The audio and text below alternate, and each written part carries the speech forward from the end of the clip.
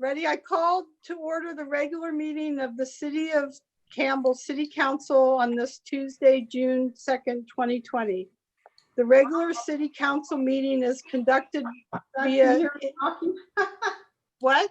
Ready? I called to order the regular meeting. What's happening? Okay. Oh, okay. The regular meeting is conducted via telecommunication and is compliant with provisions of the Brown Act and Executive Order N-29-20 issued by the governor. The City Council meeting is also being live streamed on Channel 26, the city's website, and YouTube.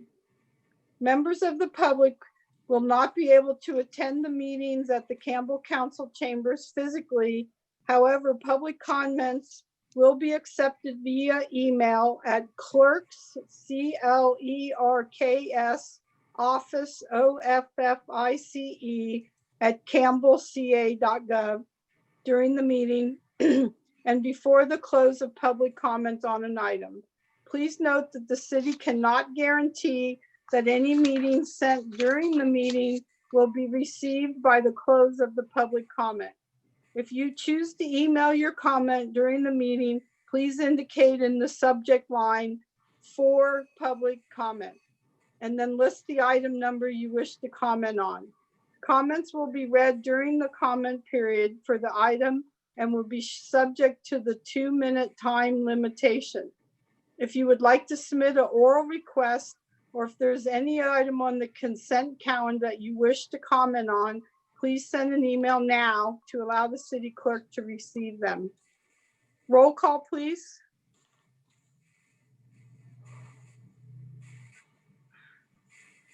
Councilmember Waterman, Here. Councilmember Bybee,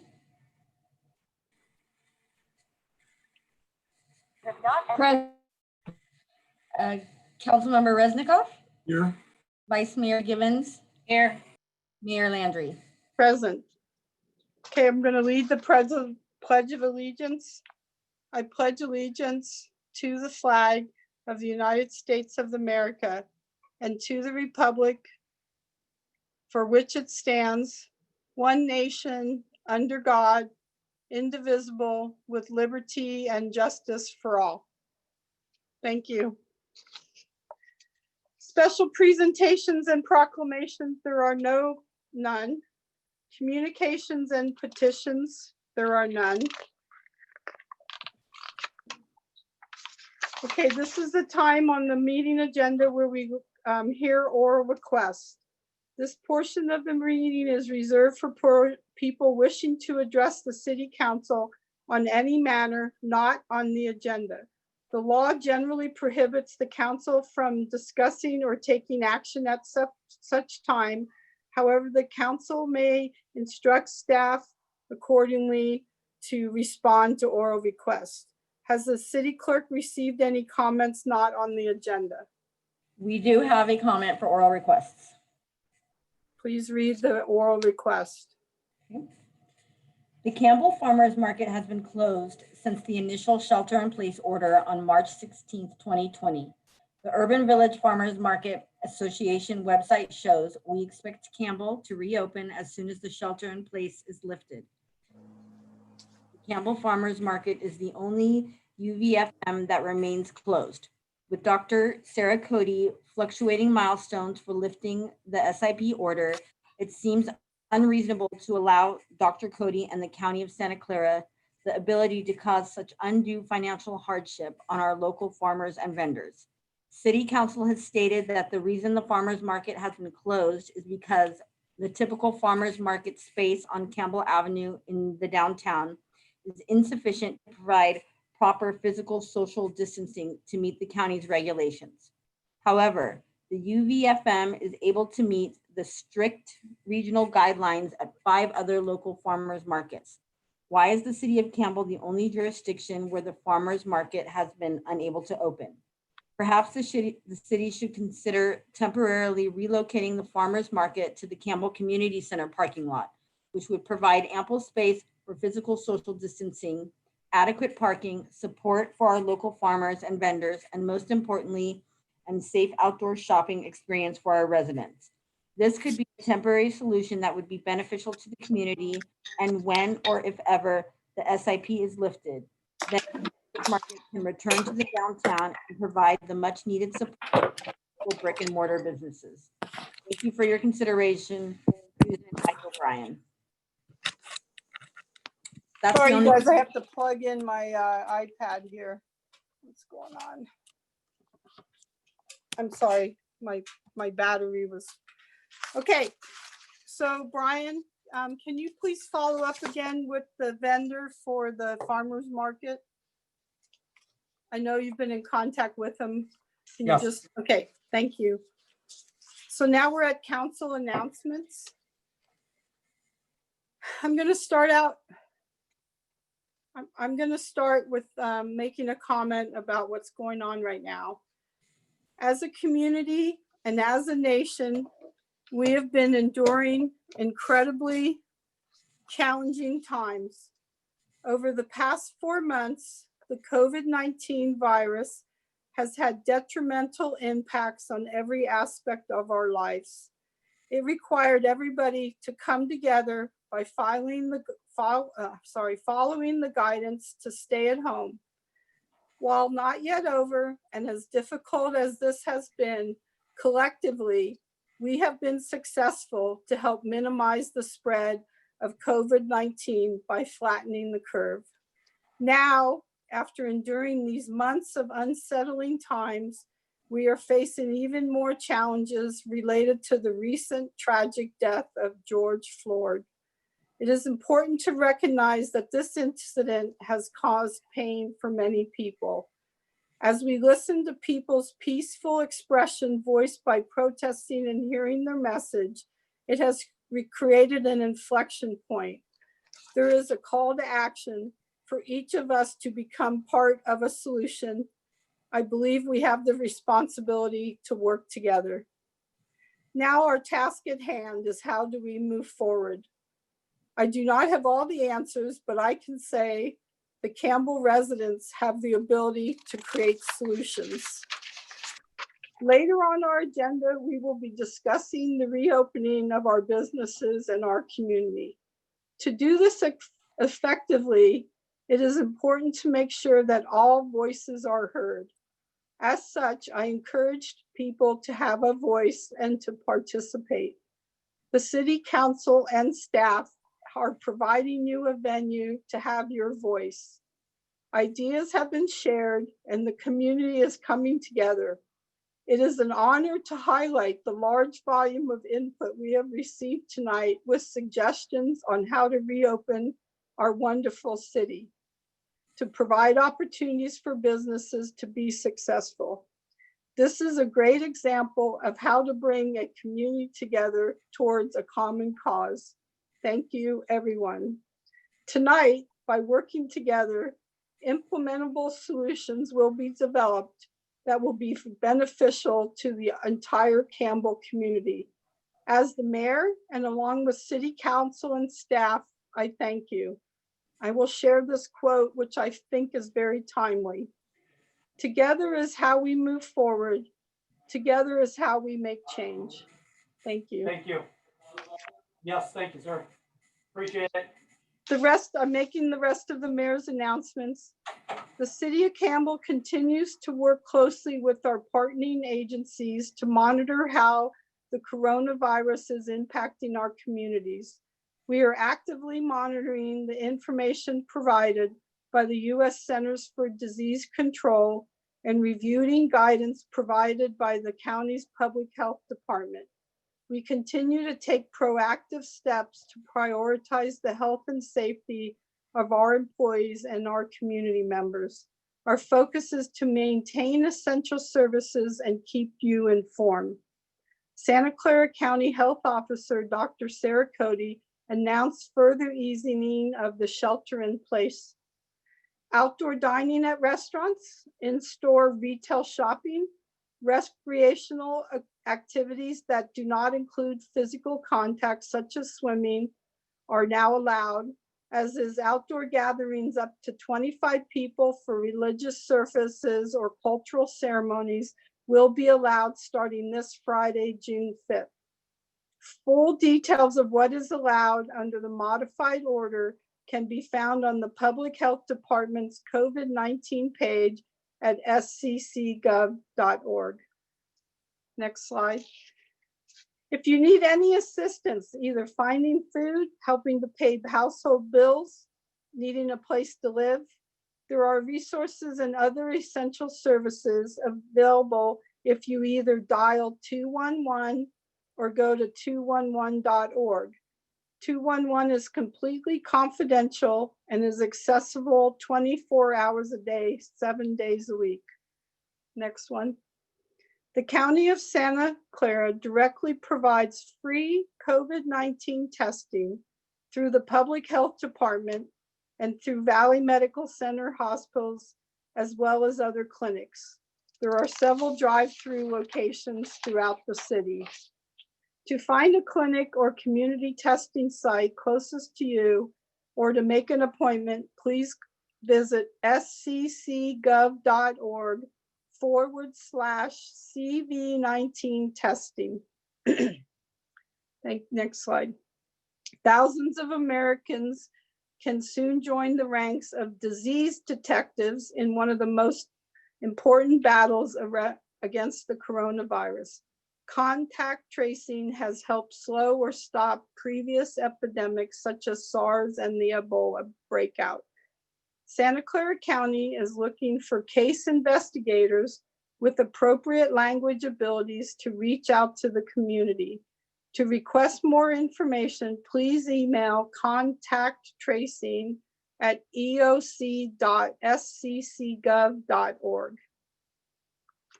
Beginning last week, the U.S. Census Bureau workers began visiting neighborhoods with P.O. boxes that did not receive mail at a physical address to verify their address and to deliver the 2020 Census paper questionnaires on doorsteps.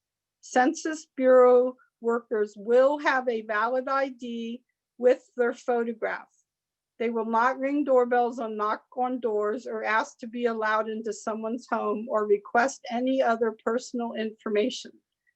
For questions about this operation and to verify the identity of a census worker, please contact the U.S. Census Bureau at 213-314-6500. For our local Census 2020 information, visit the Santa Clara County Office of the Census website at sccgov.org. We are excited to announce that the Santa Clara County Library District will offer curbside service at all 8 library locations beginning mid-June.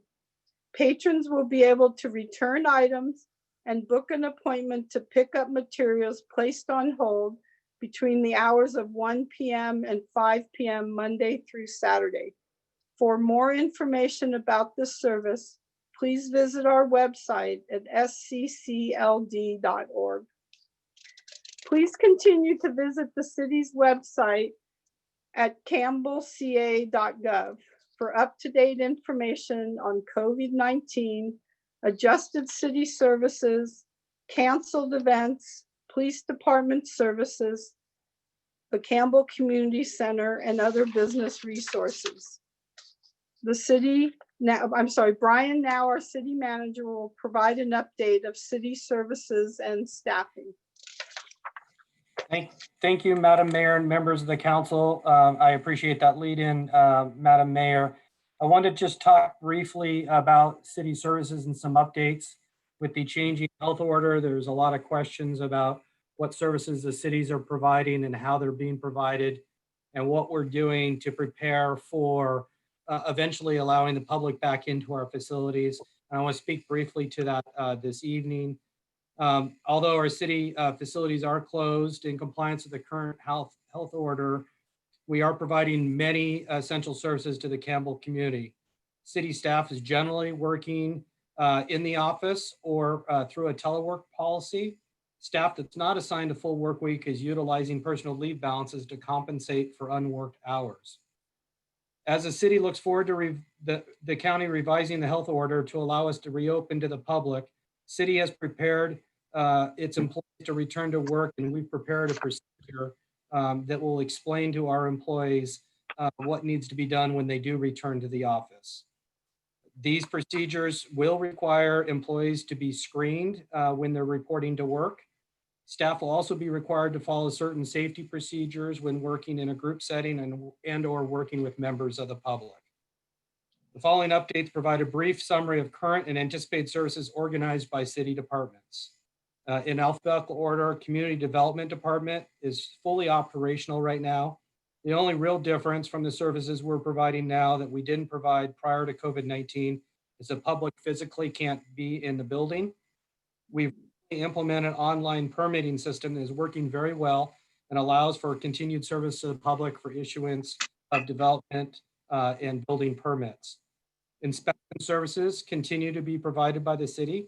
Staff has been supplied with appropriate protective equipment, and they're performing inspections either in person or virtually. And where necessary, they are doing inspections inside building with the appropriate protective gear. Meeting with the applicants and the public are being conducted virtually or by phone. However, in some cases, in-person meetings with applicants is required. Those in-person meetings are being conducted by appointment outside of City Hall building, utilizing social distancing protocols and appropriate protective gear. As the city has resumed building permit and processing, certain public meetings, such as Planning Commission, are going to begin to be resuming. When necessary, these meetings will be planned to be conducted virtually, much like this meeting on Zoom.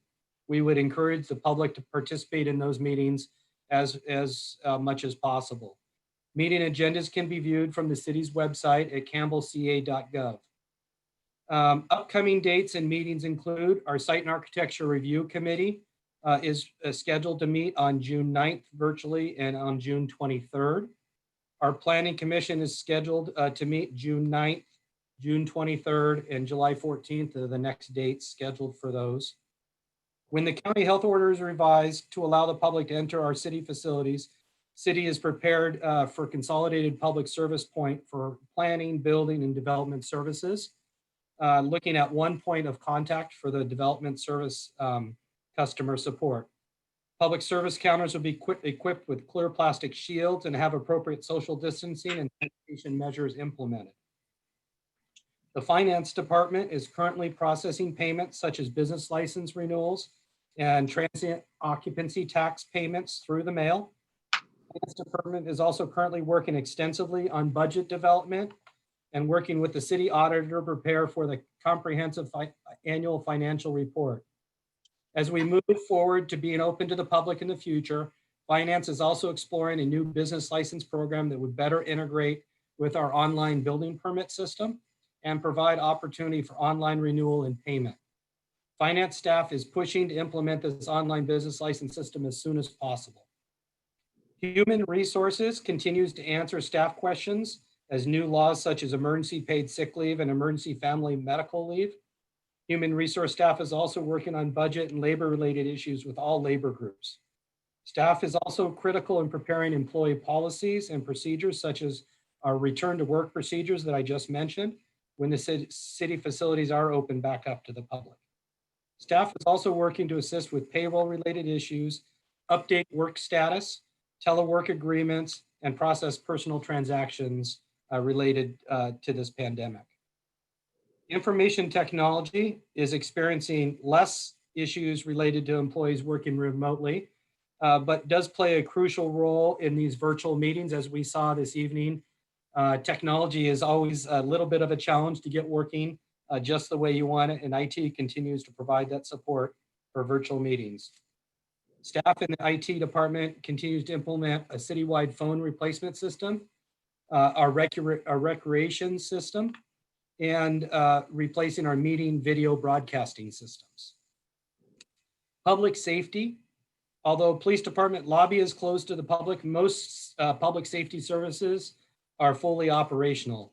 The only thing that we're really not doing in public safety is citation sign-offs. Those are temporarily suspended until further notice. Public safety staff is transitioning away from telework, and staff will be working normal shifts in the office. The police department has sufficient protective equipment for the next 6 months. We are tracking the use of this equipment and making additional purchases as necessary. In public works, our maintenance services have fully resumed. We are experiencing high use of our city parks and open spaces, leading to increased solid waste disposal and cleaning of restrooms. All city parks are open. Play lots, exercise equipment, basketball, handball, and the community center track remain closed. Staff is evaluating opening of the track in light of the recently revised county order, and we'll be making a decision on that in the coming days. The streets maintenance section is taking on project work. That is that they're doing work that we would normally pay contractors to do. It reduced contract costs and leverages existing staff to do this work. And the reason that makes sense right now is because during this pandemic, traffic volume is especially light. So street maintenance can be done efficiently using city staff versus contract staff for that work. Engineering services is currently rotating staff between work in the office and work at home to fluctuate a safe work environment in the office for those employees that are here. They continue to work on projects like we just discussed at the last council meeting, the all-inclusive playground at John D. Morgan Park and the Winchester Street resurfacing project.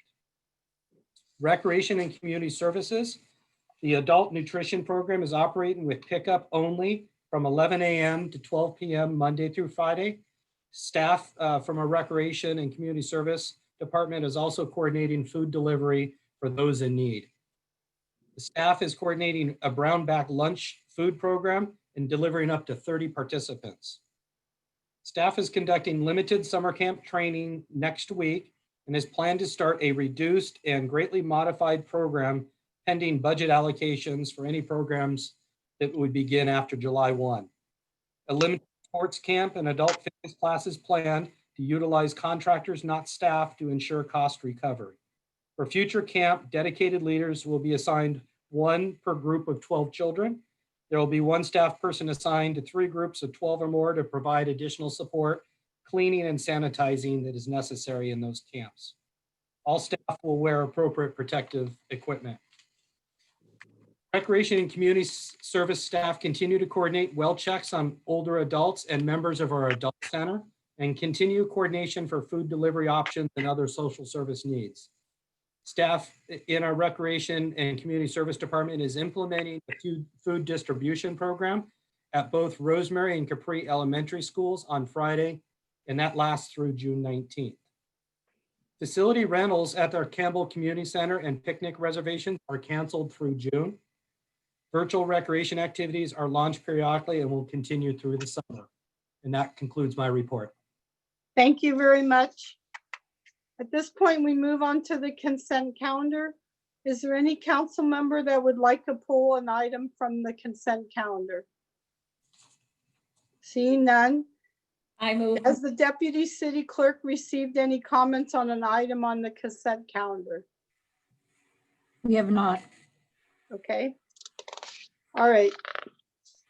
I move. So, I'm sorry, Liz, were you saying something? I move consent calendar. Okay. Do we have a second? Second. By Paul? Yes. Roll call, please. Councilmember Waterman, Aye. Councilmember Bybee, Aye. Councilmember Resnikoff, Aye. Vice Mayor Gibbons, Aye. Mayor Landry. Aye. Thank you. The next item is public hearings and introductions of ordinances. We see none that have been agendized. Now, the highlight of our meeting is under new business. It's item number 6, and this is a discussion about outdoor dining on public property as part of the city's effort to support the business community and initiation of zoning text amendments to implement such allowances. If anybody wishes to comment on these items, please submit now to the city at clerksoffice@campbellca.gov. Each email received prior to public comment period will be read for the record. At this point, we have a presenter, our Community Development Director, Paul Camoyan. Thank you, Madam Mayor, members of the City Council. So the staff report was prepared, of course, prior to the new county order. And the reason why I put in there the initiation of zone text amendments is to give you a little bit broader ability to decide if you want to change your zoning ordinance or any other provision of Campbell Municipal Code. There are different options that you can select, however, and utilize existing tools in your toolbox, and we're going to talk about that in a bit. So, as you know, we're operating under a county order due to the COVID-19 pandemic, and most businesses have closed except for those that are considered essential. What we're seeing now is a gradual loosening of restrictions. And that's a good thing because that's going to allow some of our businesses to reopen. However, they're going to have to reopen with additional regulations that govern them. And, one example would be if you enter a building, you have to wear a face mask. I think you've all seen those signs on doors in grocery stores. If you don't have a face mask, you can't come in. That's going to be happening for retail establishments that will be opening, as well as the typical social distancing requirements. Now, restaurants as well are going to continue to be restricted to operate inside. However, the county order is allowing restaurants to open outdoors. And luckily, many of our businesses in the downtown, in fact, the majority, if not all, have some form of outdoor dining. So they'll be able to begin that right away starting Friday. Now, the restaurants, what we've been hearing is that they still feel that even though they're allowed to operate outside, the majority of their seating is inside. So we've heard requests on how to expand on that seating on the outdoors. And that's pretty much why we're here, because staff, we can only work within the confines of the zoning ordinance and the Campbell Municipal Code, and it's tightly written and for very good reasons. So we're coming to you to begin this conversation as to how does the City Council want to move forward with either loosening existing regulations or utilizing the regulations we have and doing it in such a way that is to your satisfaction. So one good thing about our municipal code is on private properties outside the downtown, outdoor dining, any restaurant that doesn't have outdoor dining could propose outdoor dining with 12 seats or fewer as a ministerial permit. So basically it's a building permit. They need to meet accessibility requirements and other building code standards. If they meet those, we issue a permit. Well, greater than 12 seats requires a conditional use permit, and that's planning commission, and that takes some time. Now on public property within the downtown, as you know, if a restaurant wants to have dining in the public right of way, it's an outdoor dining permit. It's a staff issued permit, pretty easy to grant. But there are restrictions. For example, the restrictions would be the outdoor dining can't expand beyond the tenant space that's leased. Now that's pretty confining for very obvious reasons. So one of the questions that we would like to discuss is to what extent can that be a little bit more? Now, other allowances of the City Council is through special event permits. Special event permits is an authority granted by the council to allow special events on public property. And that could be within a street and within a public parking lot, to name a few. And still, even within that confine, there are standards that have to be met. Another tool that is available for us is the encroachment permit. An encroach permit is a permit issued by the Public Works Department that allows certain activities to occur within public property as well. And that is a little bit easier to administer because it's a staff issued permit. It doesn't have to go through the series of boards or commissions or councils to adopt. So one of the things that we've been hearing, we received a lot of desk items. I've read them all. There are concerns expressed by the public around the downtown of actually closing Campbell Avenue down because of traffic, parking issues, noise. There's a couple comments about closing Campbell Avenue down would eliminate curbside pickups for those who want takeout. And then there was another comment that said, well, if you expand these allowances, they shouldn't just be confined to the downtown, they should be citywide. So we have provisions that apply to the downtown, we have provisions that apply outside the downtown, and we're trying to figure out ways to give broader allowances for these businesses to rebound, to recover from what has taken place. So this is the nature of the conversation that we need to have. And we need to also understand that there's a lot of logistical issues associated with, so for example, issuing a special events permit to allow dining in a public parking lot, or issuing an encroachment permit to create parklets, thereby preserving travel lanes, say in your downtown. For example, how will these parklets be improved? What would be the protective perimeters, such as a K-rail or some heavy block of either a planter or just cement that would protect people dining from vehicles. Another thing that we need to be aware of is the county order also limits parties to no greater than 6.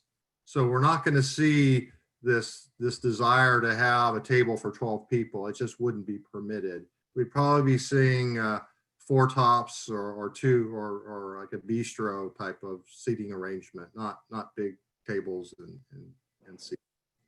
So we really want to let you begin this conversation so you can give staff direction. We've given you some ideas of what is out there, what we can look at, and we know timing is of the essence. If you pursue any type of zone text amendment, that will provide a longer term fix. The drawback, of course, is it takes a long time to do that. It will take maybe 3 months to go through a process of drafting ordinance provisions, holding a public hearing with your planning commission that then recommends to the council. Then the council has to have a first and second reading. It could take some time. So if there's a way we can utilize the tools we currently have, that may be the preferred scenario. So with that, I just want to now hand it over to you, Madam Mayor, members of the council, and let's begin this discussion of ways that we can help our restaurant community. Thank you. Thank you, Paul. Very nice. So now I'm going to take questions from the council, but I'd like to ask one question up front. So when we're talking about encroachment permits, we're talking about public property, correct? Like public parking lots? That's correct. Okay. Yes. But for someone to take their personal parking spaces in their private parking lot is when we would need to have these zoning permits, the zoning ordinance changed and or receive a different permit. Is that correct? Yeah, on private property, say Hamilton Plaza, Campbell Plaza, those types of centers. Yeah, you know, the parking is there for a reason. It's there to support the businesses. We know that it's not heavily parked now because a lot of stores are closed, but to create a long-term solution, that would require a zone tax amendment. The other way of looking at it is we could follow the council's resolution of tolerating these types of businesses that may be operating outside their approved uses, during this pandemic. And when that's over, then the expectation is that these businesses would have to return to normal. Okay, so we're going to take questions. I saw Rich. I think you raised your hand. Yeah, hopefully you can hear me. So it seems like, well, I'm just hearing about a lot of cities talking about it. I know Sam Liccardo recently was making quite a talk on doing something like that or having a program. I know talking to Brian that Los Gatos has been actually planning this before the pandemic. They shut down part of their main street there. And I know in Palm Springs, many of our cities here in Coachella Valley certainly have been doing this already. So, but they had the advantage. I mean, most of the counties in the state have allowed restaurants to open at least a couple of weeks ago, so they're already experimenting with it. So that would be my first question. Have we looked at what, I mean, the obvious one is the big elephant in the room, San Jose, what they're planning on doing? Well, yeah, we've seen some of their design guidelines that they have. I'm not all that familiar if they've actually implemented a specific program. I've been provided information and had conversations with Los Gatos staff about their program. It's certainly very doable. This concept of parklets. Many years ago, when Amy Brown was the city manager, we were exploring parklets then. So this is not a new thing. This has been around for a while. The question is this something you want to implement? If you do, then we'll need to regroup as a staff and come back at your next meeting and explain exactly how to do it based on your direction. And one more question then, would it, I mean, I would think, I guess, it's a question though, the prune yard, since that's all private owned land there with, at the moment, a lot of parking, et cetera, that's not being used because most of the shops and things still remain closed, or, you go up there to get your food, but it's still not at maximum. So is my assumption right? Would it be easier on the prune yard than to start talking about downtown, if we're just going to take those areas, for example? I know there are others, obviously. We have other areas with, I talked to somebody with. Private property is a lot easier because you're not, the business wouldn't be obstructing a right of way. A right of way is there for a reason. It's to move vehicles or park them. Whereas in a private setting, there's a lot more common spaces that could be utilized and not create obstruction. The only issue though is that they would be expanding beyond what we anticipated as a city. So there would be a conflict there. With that said, how we've been addressing those types of comments or requests is basically utilizing the city council approved resolution that, we're not formally allowing any deviation of an entitlement. We're just tolerating it while this pandemic occurs. So if prune yard folk want to expand dining areas, well, that they'll do that, and we won't enforce the code. And hopefully they comply with ABC rules. I had a conversation with ABC this morning. They're laxing their standards as well. You still need a permit though through ABC because they still need to identify the. All right.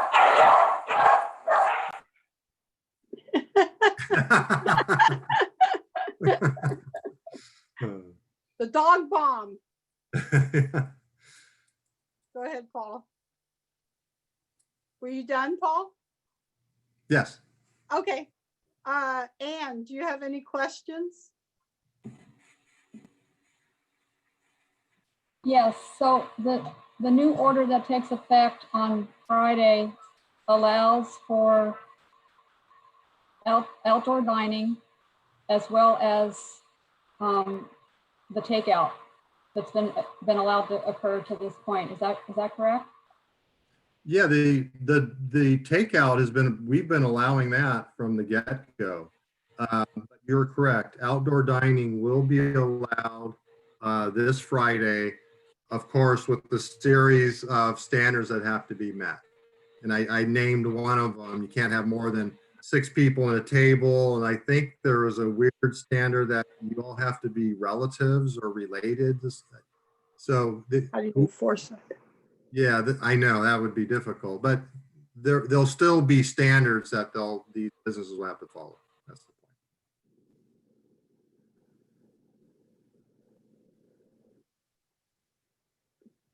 point. And So I'm having a lot of audio difficulty, so I didn't hear any of that, but the Oh, other I'm question, sorry. not your fault. The other question I have is, there is no allowance for indoor dining with the 6-foot social distancing at this point. That doesn't come into play on Friday. Is that correct? That's correct. That's not Thank you. not permitted. Thank you. say that again, what is not permitted? Indoor dining is not permitted under the county order starting Friday. Okay. All right, next, Paul, do you have questions? Yes, thank you. So Director Kermoyan, so just to clarify, so you said they can start as is, ones with patios can start as is on Friday. Yes. But in your review of, say, let's start with downtown because maybe we know that a little better. The reality is some can't because you look at Sushi Confidential, great patio, but that patio exists to facilitate their takeout and their pickup. So they can't use that patio or they don't have any takeout or pickup. So if they don't expand beyond that, they really can't use it. And even when they have inside, it'll be limited inside. They'd still need half of the side to stage the pickup. So as long as these guys are still doing a lot of takeout and Uber Eats and DoorDash and whatever, I'm thinking a lot of them that need that frontage service space can't use their existing patios. And that seems to me that's a lot. That's all the ones that today are trying to survive on takeout. They're using that space.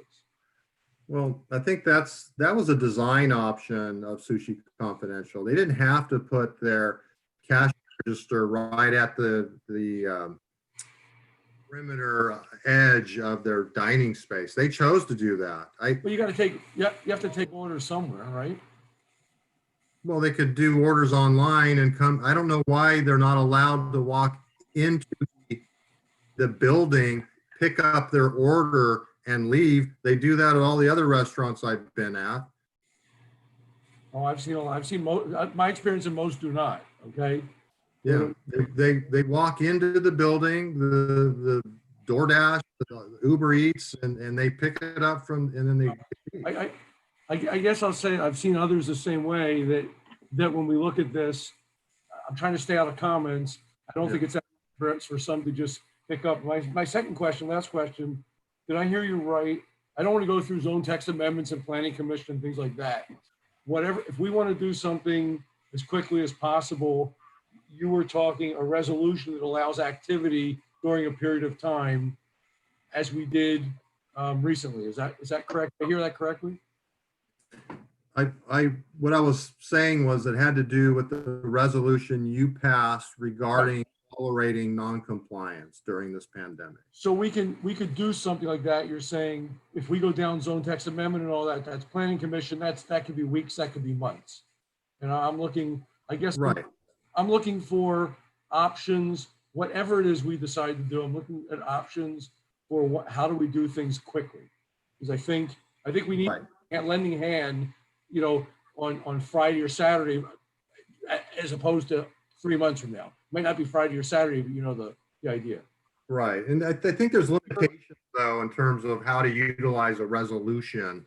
And I would defer to the city attorney on how much flexibility local government really has of utilizing that tool. There still needs to be some form of relationship with your municipal code and plan.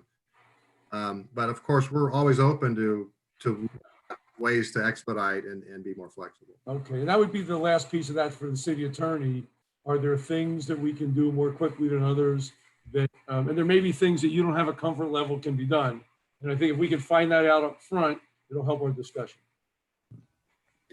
Yes, as I think the discussion was going, one of the things you can do while perhaps we're working on a longer term ordinance change would be to adopt a resolution that essentially makes enforcement of current restrictions a low priority, which is what you did essentially to allow downtown uses to expand the services that they would normally provide into providing products or services that allow them basically to sell things that they would normally use as part of their process, but normally wouldn't sell it by itself. I mean, you can use that same tool.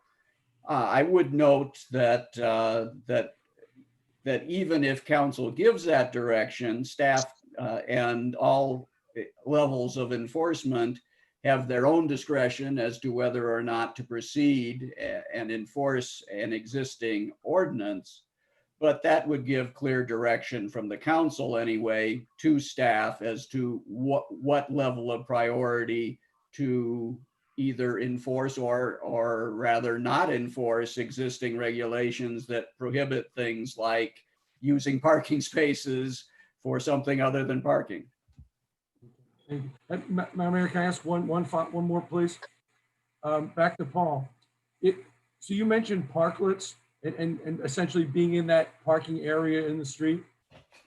Yeah. I've seen them where they are platformed and all that, and you have gutters and things like that. Is that a logistical requirement because of the gutters and the curvature of the street, or is that a requirement? Do you have to build anything there? Can you just put tables and chairs in a street? What's the minimum way to get that done? Because I see some structures. Yeah, the public works director and I have had some very surface level conversations, but the common theme is that there should be a safe and secure border in the dining area. There should be a level surface. So if the street has a crest to it, it's going to slope to the curb and gutter. Should be an even transition leaving the curb to the parklet, and we would envision, say, a wood deck type of construction. Okay, I assume Campbell Avenue has that curvature, but in like Farmers Market, you have one-ups. It doesn't matter. You can work the legs. Right. Might have to build something. This would be on the restaurants to build something in front of their own establishment. Right, and With their facility. Exactly, and I think in terms of accessibility, ADA accessibility, I would have to defer to my building staff. But as long as the restaurant is providing the required seating, it doesn't have to be in that parklet. It could be, adjacent to the building outside. They meet their ADA requirement outside the parklet, still outdoor dining. We would have to explore that, but there should be some pretty basic uniform design features that complement the downtown and not detract. Okay, thank you. No, any more, Paul? Okay, Liz? With the mayor's permission, I'm going to ask to reserve my time for the discussion point. I would only say that I think the community development director has given a really sufficient overview of, and I'm going to use this term not meant to be detrimental, of the bureaucracy, the rules, the things that make a city work successfully, and the need to comply. I am, as Councilmember Reznikov said, looking for new ways of thinking outside the box and something that can be done quickly. And I think the discussion will help us bring that to mind. But I also wanted to say that we need to consider our retail business, not just our restaurants. And then the final comment is the ABC has done a very good job putting together criteria and a booklet along with the governor's guidelines on what needs to be done. So Okay, Liz, this is question period, not comment. Sorry, we're in the questions right now. all right. can take We're that getting off comment. onto comments, so I want to make sure you're on mute, Liz. Yeah, never mind. I will forget I'm my just keeping us on track here, okay? Okay, any questions? point where it's not constructive to interrupt. I'm sorry, I couldn't hear you, got cut off. Okay, she's on mute. Okay, any more questions? I have a question regarding encroachment permits. So those are only for the public right of way, correct? Right, they're typically for allowing improvements or some form of activity within a public right of way. In terms of being in a parking lot, I guess you can also have an encroachment permit in a public parking lot. So for instance, the public parking lot that's across the street from City Hall, that could potentially be a place to have tables or. Yeah, we've talked about that internally. We still need to ensure that the business operation can operate fluidly without feeling like a catering service. I mean, then you bring in health department if they have to bring their food there because they don't have immediate access to their kitchen. That's why Okay. a parklet logistically has a lot of good points to it because they can feed off their normal operation without having to recreate a restaurant in a parking lot. Okay, all right, so unless there's any other questions, we're gonna go to our public comment period. Any questions? Okay, so the deputy city clerk, or I'm sorry, the acting city clerk, have you received comments? And if so, can you please read them? Yes, we have quite a few comments. Okay. Hello, I was told to send my questions here. 1, why isn't outdoor lap swimming reopening? San Mateo County has done it safely. I have been, and they have taken great measures to enforce distancing and sanitation. Bay Club Las Gatas can do the same. 2, churches reopen for sacraments. My son has been waiting 4 months to get baptized at the Catholic Church. We're not asking for a full mass or even his godparents there. Just dad, my son, and the priest wearing face masks. My son's soul is essential, and if he dies suddenly without being baptized, he will be stuck in limbo forever. I get being safe, I support it. However, now is the time to start opening things up in a safe measure and exploring safe options. I am a new mom whose son's almost whole life has been in quarantine. I haven't been able to work out or save his soul from original sin according to my religion. At some point, mental health and religious health suffers greatly. Best, Michelle. Okay. This is Luciano Saccani, owner of La Pizzeria restaurant. You may have already received or thought something similar to this comment. To allow restaurants to deploy more outside tables, I propose to close East Campbell Avenue to traffic and use it as additional patio-like space for restaurants. Traffic on East Campbell Avenue through downtown Campbell can easily be diverted on the 2 parallel one-way streets, Civic Center Drive and Orchard City Drive. Best regards, Luciano Saccani, La Pizzeria. I am Carol Puya, owner of Tesoro's Barro Divino on Campbell Ave in downtown Campbell. As a restaurant and wine bar owner, I am in favor of the possibility of street closure on Campbell Ave on certain days and hours for the use of outdoor dining to serve customers for food and drinks. My feeling is that this would be a good start to help to restore the vibrancy to downtown Campbell and to help the economy. In my opinion, this would be unlike any other event that has closed Campbell Ave in the past, as those events have traditionally brought in tents that have blocked business storefronts and visibility to businesses. This would serve as an open air mall for walking, strolling, shopping, eating, and drinking. I see this as a win-win for all. Thank you for considering my opinion in this matter. Campbell does care. Carol Puya.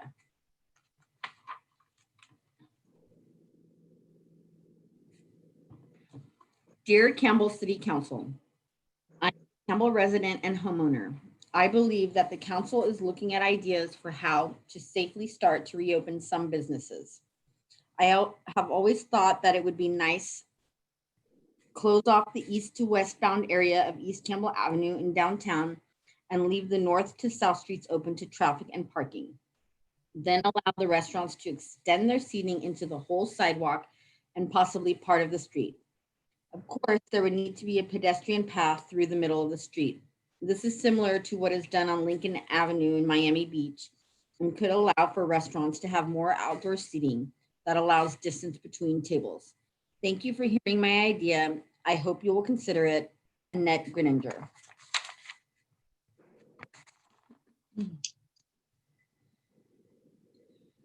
My name is Melissa Zenchorti. I have been an owner in the restaurant industry for 21 years, and never has the restaurant industry been in such a dire situation. Abellagio Restaurant is in need of your help, and we need it now, as social distancing will be a term that will take us into the next year. Our restaurant will be forced to cut capacity in half. In an industry where profit margins are small and getting smaller, our survival is all but impossible in this manner. This is where we need you. We would like you to expedite the process that would allow us to use the parking lot spaces in the front of our restaurant to create an outdoor dining experience that will entice people to come and spend in a safe and spread out environment. We need to have this up and ready so our community knows we were diligent and prepared for the shelter in place lift this Friday. If they see there are no safe options downtown, they will take their money elsewhere. Now more than ever, social media is an instant way for our neighbors to talk. If they come downtown, we want the chatter to be positive, excited, proud that Campbell was on top of this, making swift decisions to create a downtown experience the best it can be in these unusual and temporary times. We would like to use beautiful planters or fencing to cordon off the parking spaces directly in front of our storefront, increasing our footprint, adding tables and umbrellas. Simple, fast, and effective. These parklets have been already built in the downtowns of San Carlos, Redwood City, and Menlo Park. Carmel, California has allowed their restaurants to take the entire main parking lot in their downtown. They were safely spread out, but completely full this past weekend, with people grateful the town created such an experience for them. People love to dine outside, but now it's a means of health and safety unlike ever before. Please consider allowing us to get this done now. Work with us, make this a priority so Campbell is ready. The parking spaces serve no purpose if they continue to sit empty. We will take as many as you're willing to give us so we can start preparing, hire back staff, order food, and be ready. Let's give our residents what they will be in search for, a safe, spread out means outdoors to be with friends and family, to return to some kind of normalcy. Luckily, we are in a season that will allow for this outside experience. This is a temporary solution that our very existence will be hinged on. If residents come to eat, they will stay to spend in town. Take the unprecedented measure to get this approved and make residents and visitors proud to stay, eat, and shop downtown Campbell. May your families and loved ones stay safe and well. Thank you for your consideration. Melissa Zenderchi, owner of Abellagio Restaurant. No way do I want to close downtown Campbell. Too much traffic and no parking. Cindy Hardgrave.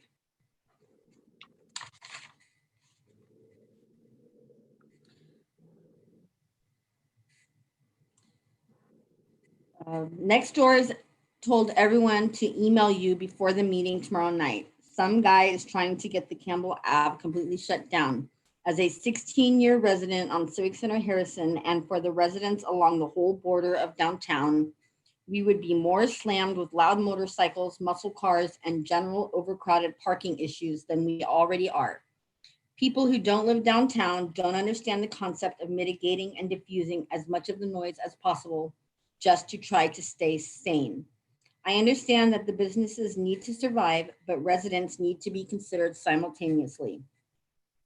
Please be thoughtful as to how this would affect hundreds of homes lining the downtown area.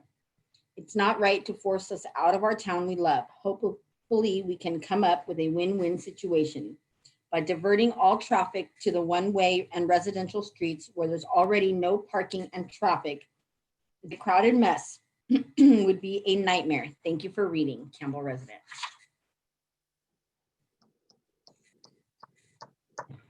Hello. We understand there's been different ideas about making outdoor space more easily accessible for restaurants. So we wanted to point out a few things for your consideration. One, currently, because all dining rooms are closed, 100% of restaurant revenue is being generated through takeout, curbside pickup, and delivery. Of these sales, the high majority comes from no contact services, specifically curbside pickup and delivery. Two, closing East Campbell Ave effectively eliminates curbside pickup and creates a barrier to those who want takeout, i.e. they would want to find parking spaces somewhere farther away, walk to the store while possibly coming into contact with others. Closing the street will not help restaurants or retailers, and we are opposed to any action that materially impacts the only revenue stream which has been consistent through this crisis. Three, advocates of closing East Campbell Avenue will contend that closing the street will provide restaurants with additional seating outside, thus making up for some of the inside seating that is lost due to social distancing requirements. However, the frontage of most restaurants will only allow for 2 to 4 tables while still maintaining social distances. This is a far cry from making up for lost seats inside and will actually cause restaurants to incur additional costs in order to serve those few outside tables. The bottom line is that we do not believe it's prudent to close the main downtown thoroughfare and jeopardize our current sales by effectively eliminating curbside business and creating a barrier for takeout. The effort of adjusting our operations for dine-in, whether inside or out, which includes incurring additional labor and other expenses, so we can adhere to new reopening requirements, will likely further erode our already slim margins. Simply, we believe that closing the streets will exacerbate matters, and we are opposed to it. Under normal circumstances, we understand there may be benefits of a walking downtown. However, things are currently far from normal. Madam Clerk, we're at 2 minutes. Okay, let me finish the sentence. Closing the street will not yield the same results. Historical data points of walking downtowns are not applicable during a pandemic. I didn't get to read, that was from Angela Pace, owner of Blue Line. I didn't get to read her complete email, but I just wanted to note that all of these emails will be posted online with the public agenda packet. The next email says, "Hey, this is in support of the new business agenda item on the agenda for June 2nd, 2020. This is a great idea that hopefully can allow restaurants to open and operate as well as other businesses equitably. It would be lovely to figure out a way for all residents to participate on a regular basis, even when the farmers market is not on, and definitely would allow residents to stretch our legs more as well as the kids. I'm sure lots of people have ideas along the lines of Sunday streets in San Francisco, which is such a great community event. People can maintain social distance while feeling like a part of the community and be safe. Bobby."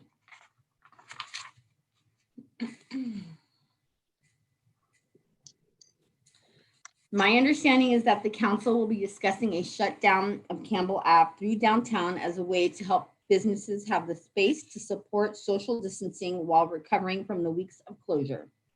I understand parking may be a concern, but the city handles this already during the farmers market on Sundays, and a slight inconvenience is worth the extra support to downtown businesses. Our downtown is so nicely set up for this type of closure, with the one-way streets on each side of the town. And no decision needs to be permanent. I hope you will consider giving this closure a try on a temporary basis, summertime, and then evaluate the setup for the future. I look forward to walking down the middle of our downtown soon. Danielle Cohen.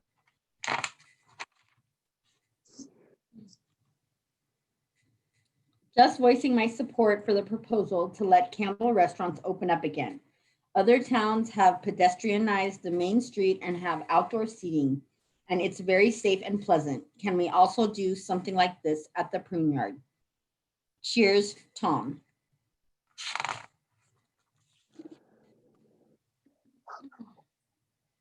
Hello, Mayor Landry. I am a resident of Campbell, and I would like to voice my support for finally opening Campbell Avenue in downtown to bikes and pedestrians.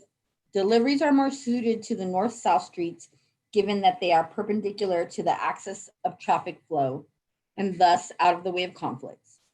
Parking capacity is plentiful at business lots plus parking garages, and there are exactly 0 handicap spots along Campbell Avenue. Consider pedestrianizing the main street in downtown, as currently outdoor seating is not pleasant and some people intentionally drive loud vehicles down the street. It is a nuisance and there is too much of a missed opportunity here. Thanks, Darian.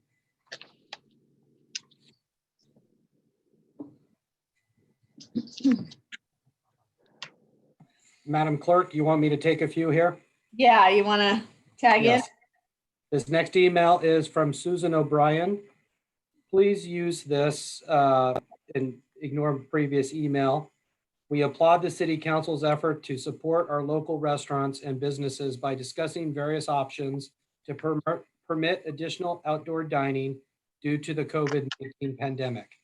We support and encourage the City of Campbell to adopt a streamlined process to help facilitate the placement of outdoor dining on public property. This is definitely a good start to helping our local restaurants and businesses, both those in the downtown and those throughout the city, with options to help facilitate their economic recovery. But now our city can and should do more. In order to help revitalize our downtown businesses and restaurants, the city should consider temporarily closing Campbell Avenue from 3rd Street to Railway Avenue to vehicular traffic on weekends, Friday late afternoon until Sunday evening. A temporary special event permit could be created that would enable our local businesses to use the public street and sidewalk to conduct business. This temporary permit could apply to every weekend or every other weekend or 1 weekend a month. It would authorize local retailers to display and sell their merchandise outdoors and local residents to provide outdoor dining that can provide proper physical and social distancing. This temporary permit should include requirements for COVID-19 safety compliance, ADA accessibility, and penalties for non-compliance. This global pandemic has wreaked havoc on our small businesses, facilitate our local economic recovery. With proper safety measures in place, we can help revitalize our local economy and rebuild our much needed sense of community. Thank you for your consideration, Susan and Mike O'Brien. The next email is from Alana Le Marchand. Dear Mayor Landry and Campbell City Council members, our family moved to Campbell a few years ago.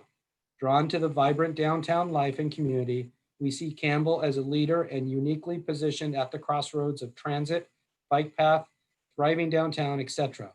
While we support longer-term pedestrian-friendly development, we are now facing a unique opportunity to make quick, modest changes that can have huge positive impacts on our businesses and community. One of the silver linings of the COVID-19 pandemic is to see people out and about, walking or biking, and helping us imagine what Campbell could look like. In the very short term, though, our businesses are in desperate need of access to more patrons, all the while cautiously and safely reopening following county guidance. We are writing to express enthusiastic support for closing down Campbell Avenue from 3rd Street to Railway to create social distance space to enable our community and businesses to reopen in a reasonable, safe way. This could be done partially or fully, either of which would help our community, though we strongly support the full closure option. Partial option, closed parking only for conversion to parklets and outdoor retail space. Full option, closed street parking through traffic except to service emergency vehicles and possibly buses and community shuttle for accessibility. Why should we do this? Keep our community safe by making better community use of outdoor spaces. As I'm sure you are aware, studies show that COVID-19 transmission is slower, lower outdoors, so we should make most of the space. Expand usability of outdoor space and allow restaurants and businesses to serve more patrons. These businesses operate on very low margins. during normal times, and many will not be able to survive with the low occupancy implied by 6-foot social distancing. Take the opportunity to trial and learn about the pedestrian and bike-friendly downtown Campbell says is a long-term goal. Follow the lead of progressive cities from Palo Alto to Paris. Specific to COVID-19, they list a link that's at paloaltoonline.com news/2020/30/university/California-avenues- could close-soon-relief-2-relief-relief-2-restaurants. Note that a majority. That's time. Thank you, Madam Clerk. That email was submitted by Alana and Ron LeMarchand. Next email is from Jennifer Werner. We would like to put forth our public comment that OPA, Mose, and Willard Hicks Campbell would like the opportunity to utilize public property for outdoor dining in order to allow us to do business in the city of Campbell in the most impactful way possible during these difficult times. Thank you, Jennifer Werner, Office Manager at OPA's. Next email is for Dan Orloff, Managing Partner at Pruneyard Cinemas. Dear Mayor Susan Landry and members of the City Council, please allow this letter to serve as our request for your consideration and support of preparing amendments to the City of Campbell's rules and regulations that will expand the opportunities for restaurants and bars to serve outdoors and on public property. Doing so will go a long way to alleviating the hurt being inflicted on these businesses and those that they employ during the COVID-19 times. Dan Orloff. The next email is from Berna Ernturn. Let's close downtown Campbell Avenue so pedestrians can walk, eat, restaurants can have outdoor tables. This is California, best weather around the world. How are restaurants still not having outdoor seating? It will bring joy. Believe me, I spend my whole life in European countries. It's more fun. People love it. Campe de Campbell. Signed, Berna Ernstern. Next email from Stefano Scalea. I strongly urge the City Council to implement plans to close Campbell Avenue between North 3rd Street and the terminus of downtown at the light rail tracks. We have the opportunity to create a unique outdoor downtown experience, reinvigorating our local economy, ensuring our local businesses that add so much value to living here can stay in business. Oh, and not to mention safety from the coronavirus. It is commonly known that the coronavirus does not travel easily in air outside, especially with sunlight. With the additional space, you can have social distance tables and still have great feeling of ambiance rather than an empty dining room. I propose closing the street to traffic and allowing construction of terraces, temporary wooden seating areas directly on the street, or placement of tables on the full sidewalk and street, allowing for sidewalk and street walkways, similar to the farmer's market, just replaced with tables. A critical point, I believe the downtown area should be off limits to all normal traffic, police, etc. excluded. This is to open the space up to foot traffic and allow for dog walking, etc., and allowing restaurants to expand potentially into the street to allow social distancing while remaining profitable with a similar number of seats as inside. The city could string cafe lights zigzag the street, providing safety light and adding an incredible ambiance. I'm sure that considerations like emergency access, handicap parking, etc. can be addressed. Appreciate your consideration of this. Best, Stefano. Next email is from Christopher Yamashita. I'm sorry on the pronunciation there. Chris Yamashita. Dear honorable council members, thank you for taking into consideration the livelihood of our Campbell businesses during the current shelter in place. I shared some ideas with Ken Johnson at the Campbell Chamber of Commerce this morning and was pleased to hear from other restaurant operators. I appreciate the city council's considered changing the use of public roads and sidewalks. I think this could help businesses that we do not have revenue from our regular indoor dining areas. One thought that I appreciate from our conversation was there will likely not be a blanket solution to aid all of the businesses equally. I think it's important to maintain some accessibility to conduct businesses for takeout orders. Likewise, I hope there's a solution that would promote customers to patronize our retail neighbors and not inhibit their access. Brown Chicken, Brown Cow does not have close access to East Campbell Avenue, and the initial idea of using space in our alley raises safety concerns with cars driving through the alley. I would appreciate consideration of allowing the use of other private property be used for our restaurant use. I look forward to hearing council's discussion on this topic. Thank you for your time and consideration. Chris Yamashita, Brown Chicken, Brown Cow. Do you want to take it from here? Yes, I got it. Next email is from David Blinn. I live downtown at 3rd and Orchard City Drive and have seen the push of people who want to close downtown to car traffic. I think this is a bad idea and will negatively impact traffic, parking, and noise for those of us who live in the neighborhoods just off Campbell Avenue. And it will make it harder to frequent the non-eatery downtown merchants. The next email is from Giselia Foster. Per conversation on Nextdoor, I think that closing the street to cars can't be that difficult on Campbell Avenue. We have Orchard City and Civic Center Drive to go around this area. Parking might be a problem, but what if nobody comes downtown anyway, because we are, sorry, my timer is going off. Because we're conditioned to staying home. Wouldn't it be better to concentrate on solving the parking issue rather than declining the request just because parking is an issue? Handicap parking could be on the side streets. Perfect. I love Orchard City, Paris already. Un café American, s'il vous plaît. By the way, I am 81 and use a walker to get to downtown Campbell. It is close to a mile through Campbell Park. I would love to go back to Orchard City Coffee Roasting Company for my afternoon coffee and sweet roll outdoors.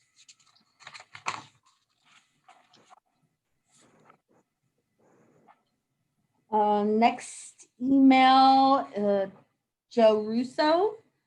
We are residents of downtown Campbell on South 2nd Street. We are opposed to closing Campbell Avenue to traffic. The residents of the street have the right to park their cars in front of their respective homes. If Campbell Avenue was closed to parking, all of those cars would overflow into our streets. If this is a serious consideration, the need for a next level on the First Street parking garage with visible signage is necessary to accommodate. The loss of 40 spaces that was approved for Willard Hicks last year will already have an impact on our street. Thank you.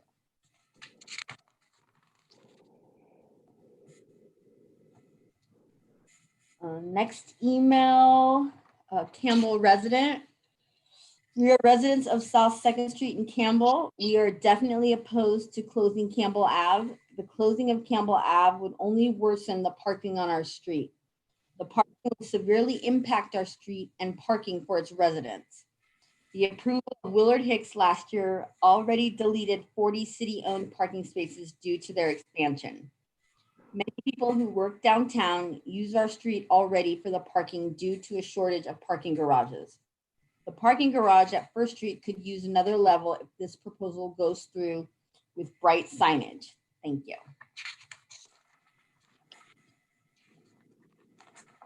The next email is from Ken Johnson of the Campbell Chamber. Madam Mayor and members of the City Council, thank you for considering alternatives for our local restaurants, which may just make it possible for them to survive in this very difficult time. With the new county health directive allowing outside seating at restaurants starting Friday, time is of the essence. I had the opportunity to host a virtual call on Monday with 15 local restaurant owners from all over Campbell. What is clear is that many are just hanging on, and with tight margins, the quicker and more expansive safe operating can happen, the better. I would say there was a consensus on several items we discussed.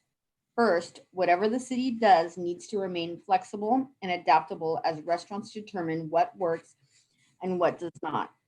Along with the flexibility needs to be clear guidelines that can be updated as change takes place. Second, providing information on how to best work with alcoholic beverage control and the city to allow expanded locations for alcohol consumption is critical. There was mixed reaction regarding closing East Campbell Avenue, but what was clear is that infringing on any restaurant's curbside or takeout business would be detrimental. There was support for creating a representative group of restaurant owners to provide feedback and ideas to the city staff as quickly as possible. If the chamber can help facilitate that in any way, we are pleased to help. Sincerely, Kenneth R. Johnson, Executive Director. The next email is from Darius Sarabji. Dear Mayor and council members, I am writing to you about item 6 on tonight's agenda, discussion of outdoor dining on public property. I am all for us coming up with a solution to support our businesses, enhance and support the citizens who are about to emerge from a very difficult time, in a very difficult time.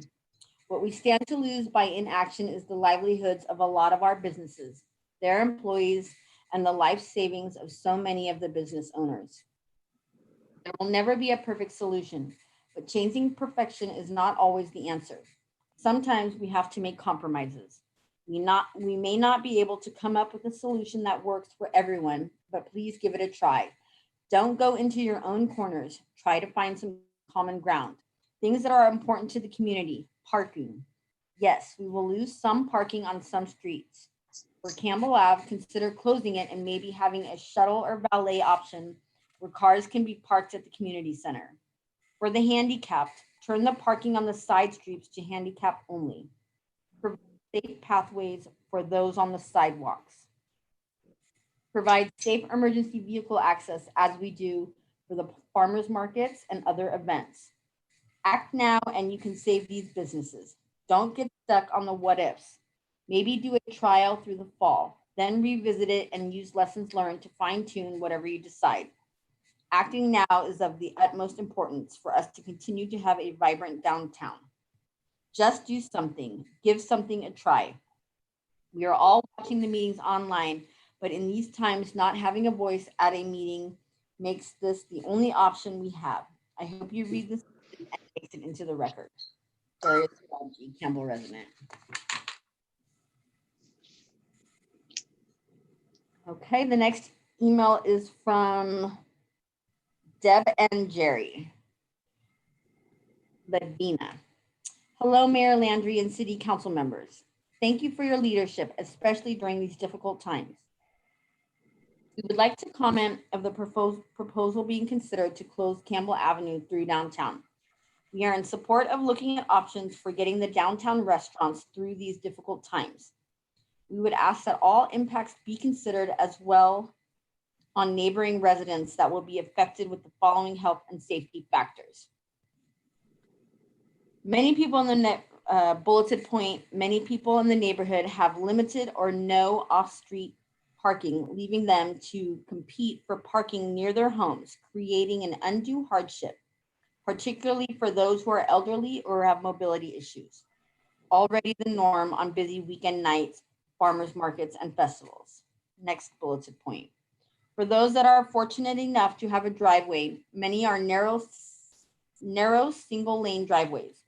When the neighborhood is heavily parked with cars, it is difficult and dangerous to pull in and out of the driveway with cars parked closely to the end of the driveway entry. This impedes visibility of oncoming traffic, cyclists, and pedestrians. Next bulleted point. There is discussion on social media next door suggesting that we set up downtown Campbell similar to Los Gatos. What is not mentioned, however, is that there is a residential parking permit program in place and enforced to protect the downtown residents. We would ask Campbell to do the same if they take this direction. Thank you for your consideration, Deb and Jerry. The next email is from Jens Coroner. To whom it may concern, I became aware that the city council will discuss opening plans, and therefore I would like to recommend the conversation of the downtown part of Campbell Ave, 3rd Ave to Railway, into a pedestrian zone. Not only will this allow for more outdoor seating space for restaurants, allowing for social distancing, but a traffic-free downtown makes Campbell safer and more attractive.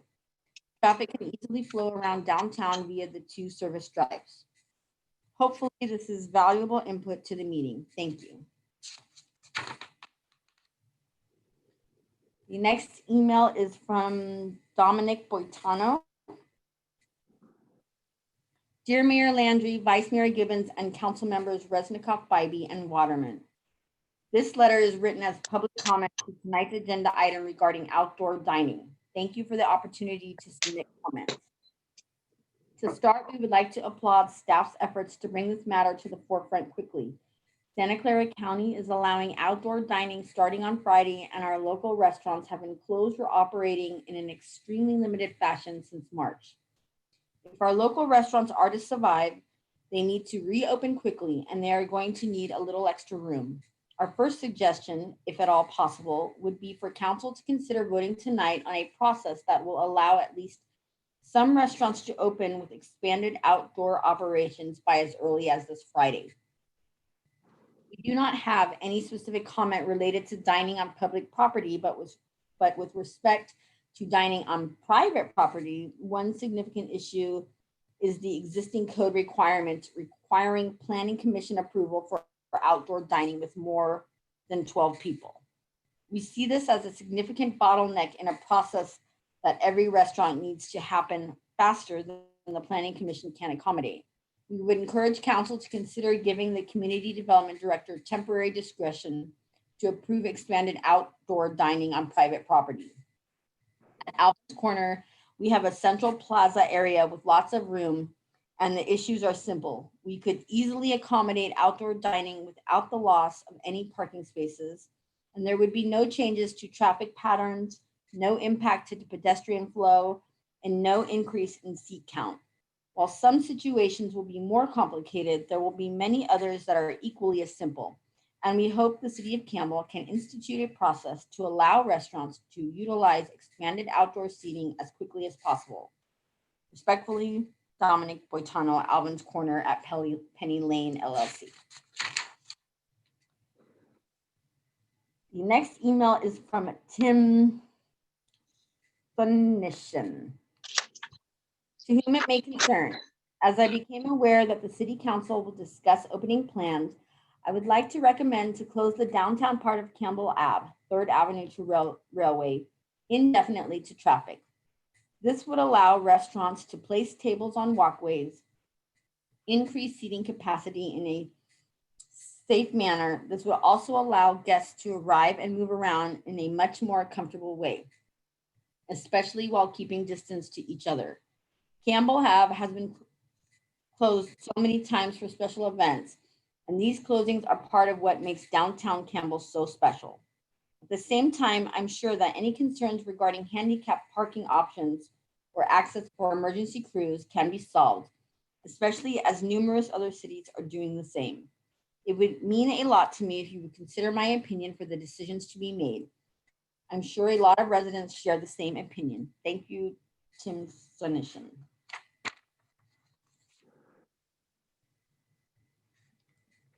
The next email is from Randy Mr. Sushi Confidential.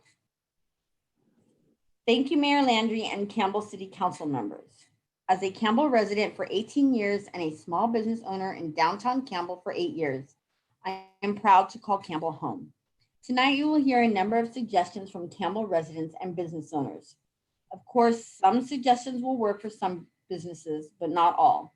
Some suggestions may benefit all or none. What entices one resident to spend money might not entice the next, and so forth. As such, it may be very difficult to come up with a blanket plan that would help all businesses. What works for our businesses may not work for the next. So with this in mind, my hope is that you will be able to facilitate a flexible approach for any decisions you make. What is critical is speed in the decisions moving forward and the willingness to adjust on the fly. Focus on the negative what ifs, we can fix them. Just don't limit the ability for each unique business to come up with suggestions that will ensure their own success. Rather than a one-size-fits-all top-down solution, we should all working to help each other, to help each business approach to reopen and reemerge successfully. While we may be able to find solutions that will address all business needs such as reducing regulatory, licensing, and other burdens, even if temporary, it is critical to see each business as unique and needing individual support. Finally, we all need to survive, and we are counting on the city to support us in a unique way in this unique situation to make that happen. To achieve this goal, I recommend that staff meet with business owners in Campbell to help develop a detailed and flexible plan moving forward. It sounds difficult, but all business owners are in dire need of relief, support from the community, and support from the city council to survive through this unprecedented time. Thank you, Randy Muster. Okay, so that concludes the public comment emails that we received before 5 o'clock. I have a few more that have come in since then. While these were not included with your desk item, they will be posted online with the packet and forwarded to you. So the first one is from, can you hear me okay? Yep. So the first one is from Lindsay Plantholt. Hello, I am writing to express my support of transforming downtown Campbell this summer into a closed street and allowing businesses, including restaurants and retail shops, to operate outside. Similar to the Campbell Farmers Market on a more permanent basis, the summer months, due to the COVID-19 pandemic, our small business community has been hit hard.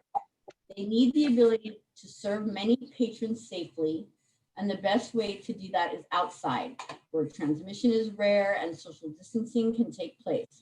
Our California weather and downtown layout make for a great outdoor experience.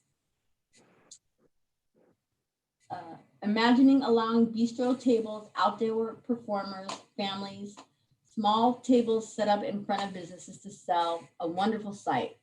While I'm sure there's details to be worked out, including handicap parking and emergency access, which are extremely important, I want to express my support for the initiative in Campbell. Sincerely, Lindsay Plantholt, Campbell homeowner near downtown. The next email is from Sophie Rist. Good evening. I am leaving downtown Campbell, and I think that closing Campbell Avenue to authorize the restaurant to put tables outdoors is a really good idea. They are going to do it in a lot of other cities, and they are doing that in France. For the people complaining about parking spots, just a reminder, there are 2 huge parking lots downtown. It will be for a few months so many people can adapt and walk a little. Thanks, best, Sophie Rist.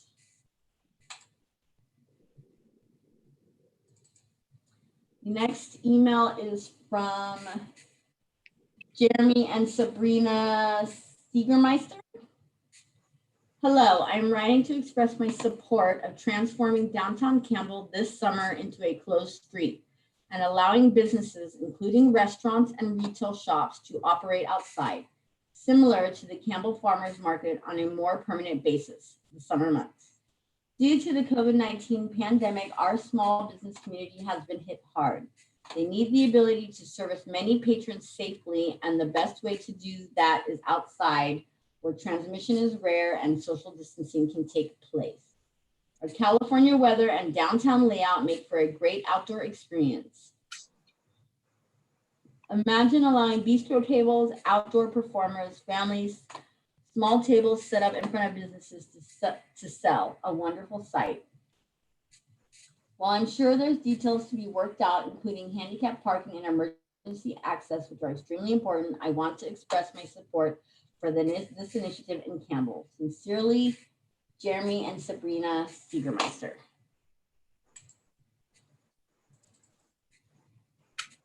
The next email is from Robin Reynolds. I propose shutting down Campbell Avenue the same way it is closed on Sundays for the farmers market to help support downtown businesses and to reduce cost of such a closure. Implement it for the months of June through December as a one-time support of restaurants and stores. This would enable them to utilize the sidewalks while pedestrians can use the closed streets. There's sufficient pass-through on the 2 streets surrounding downtown. Robin Reynolds. And that concludes our public comment emails for item 6. Wow. Thank you. I took a tally.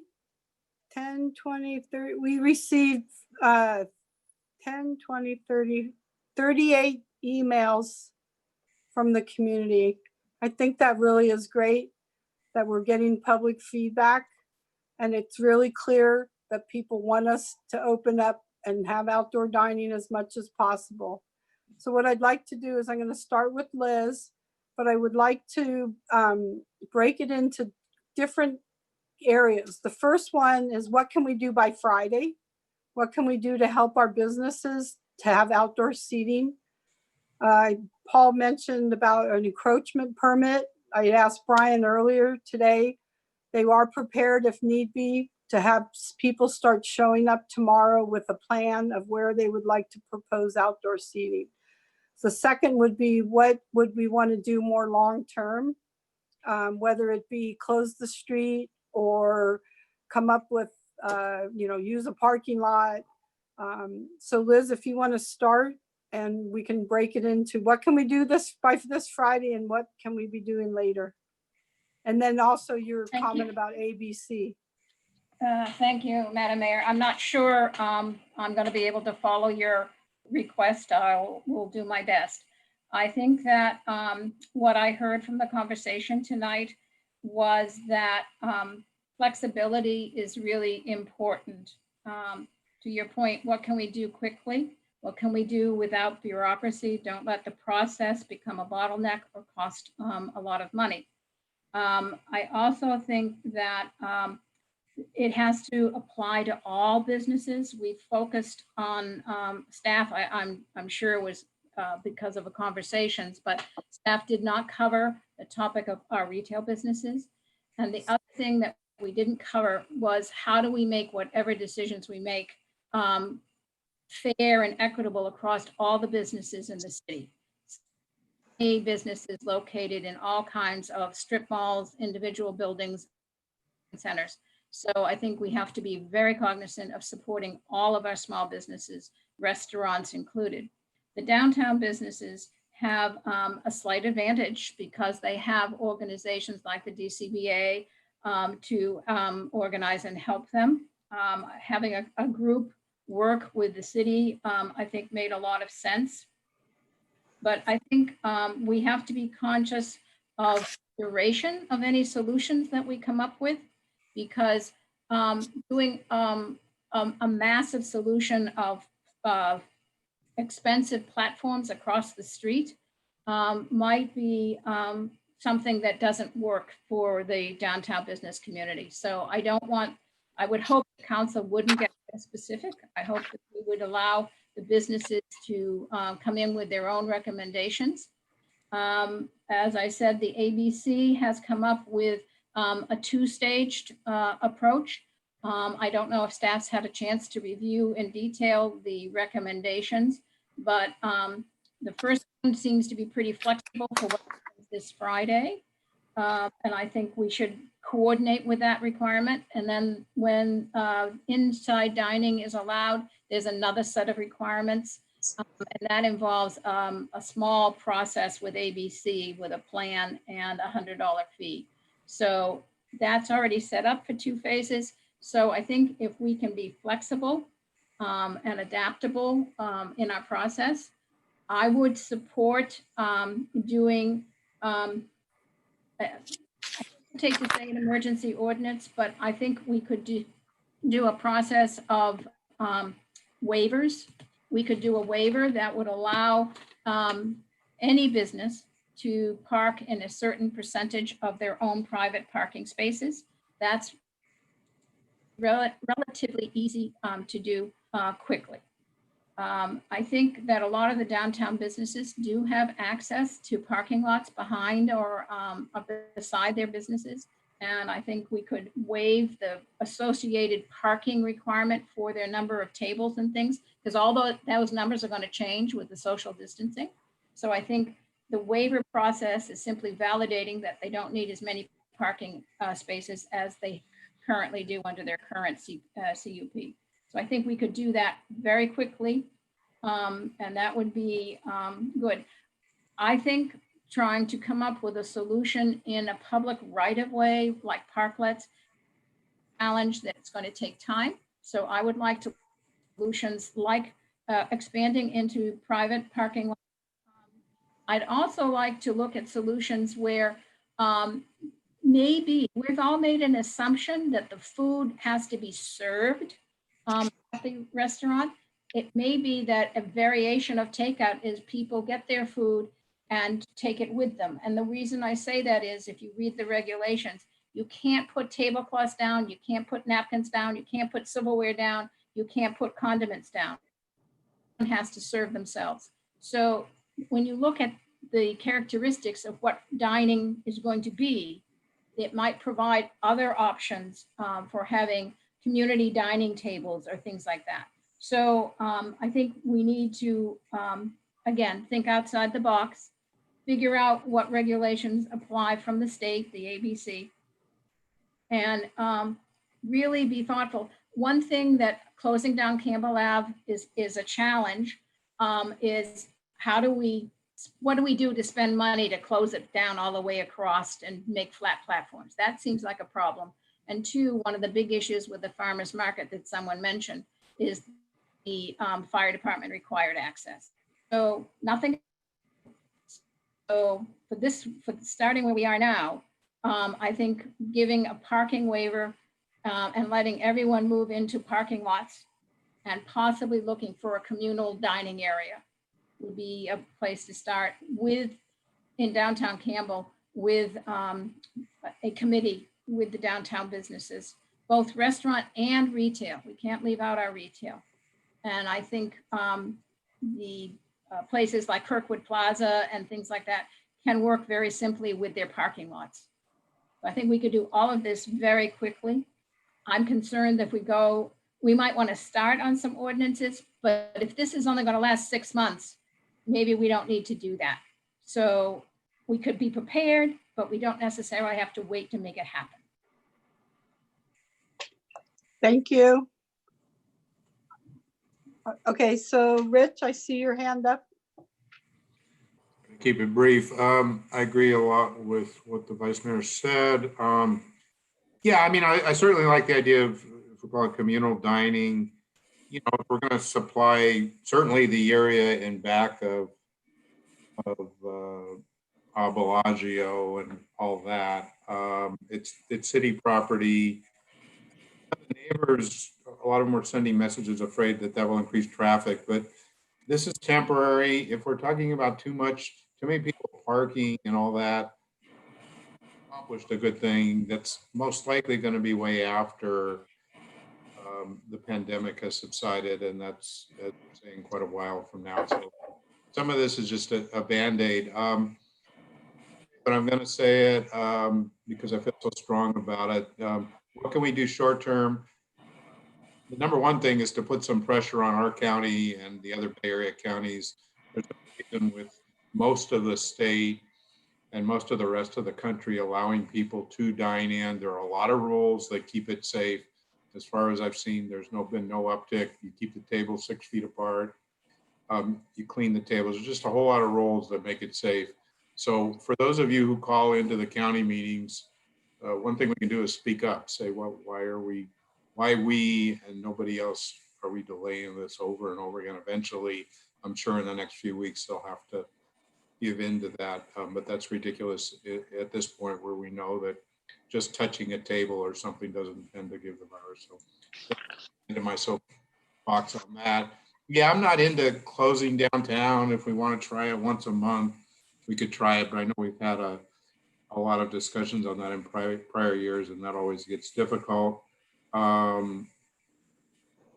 Let's see, talk about Bellagio. I think we're talking a lot about downtown. I was hoping this wouldn't be such a pure downtown. Can you hear all right, Brian?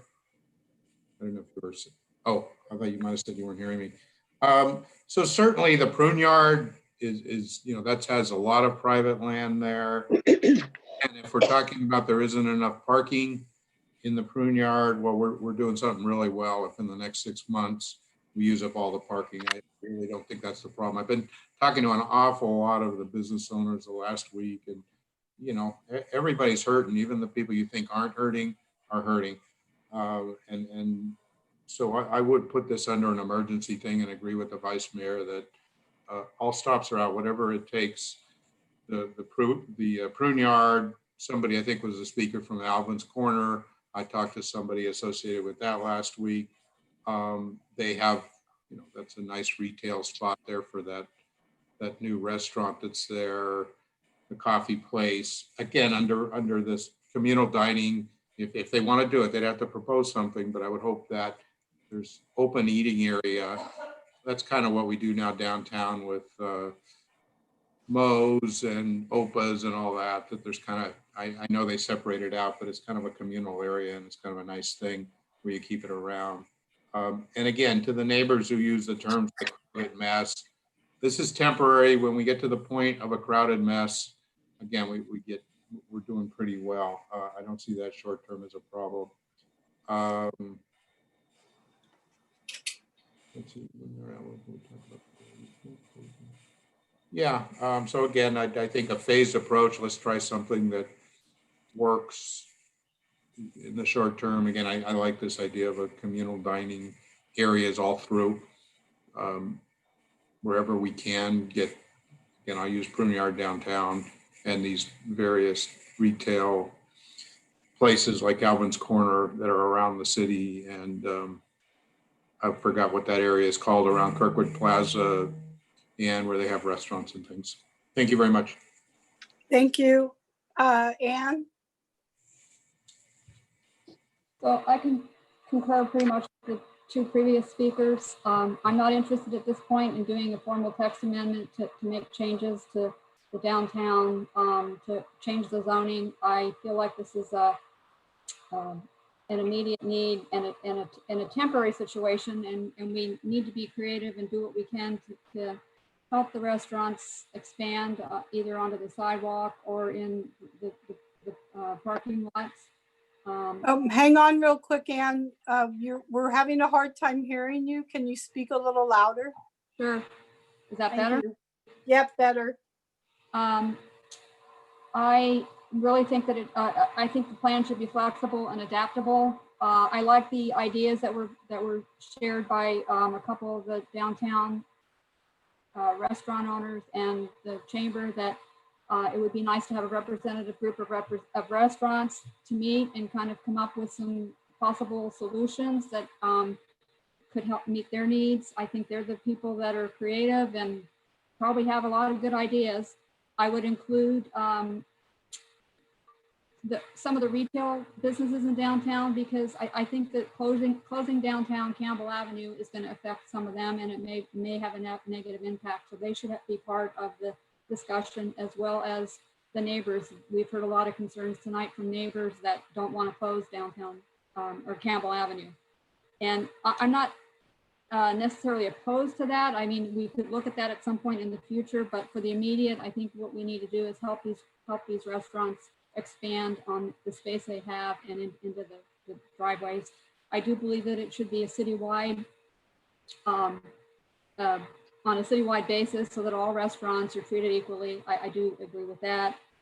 And I think it's also important to look at some best practices from our adjacent cities and how they're handling this type of temporary permitting for outdoor dining.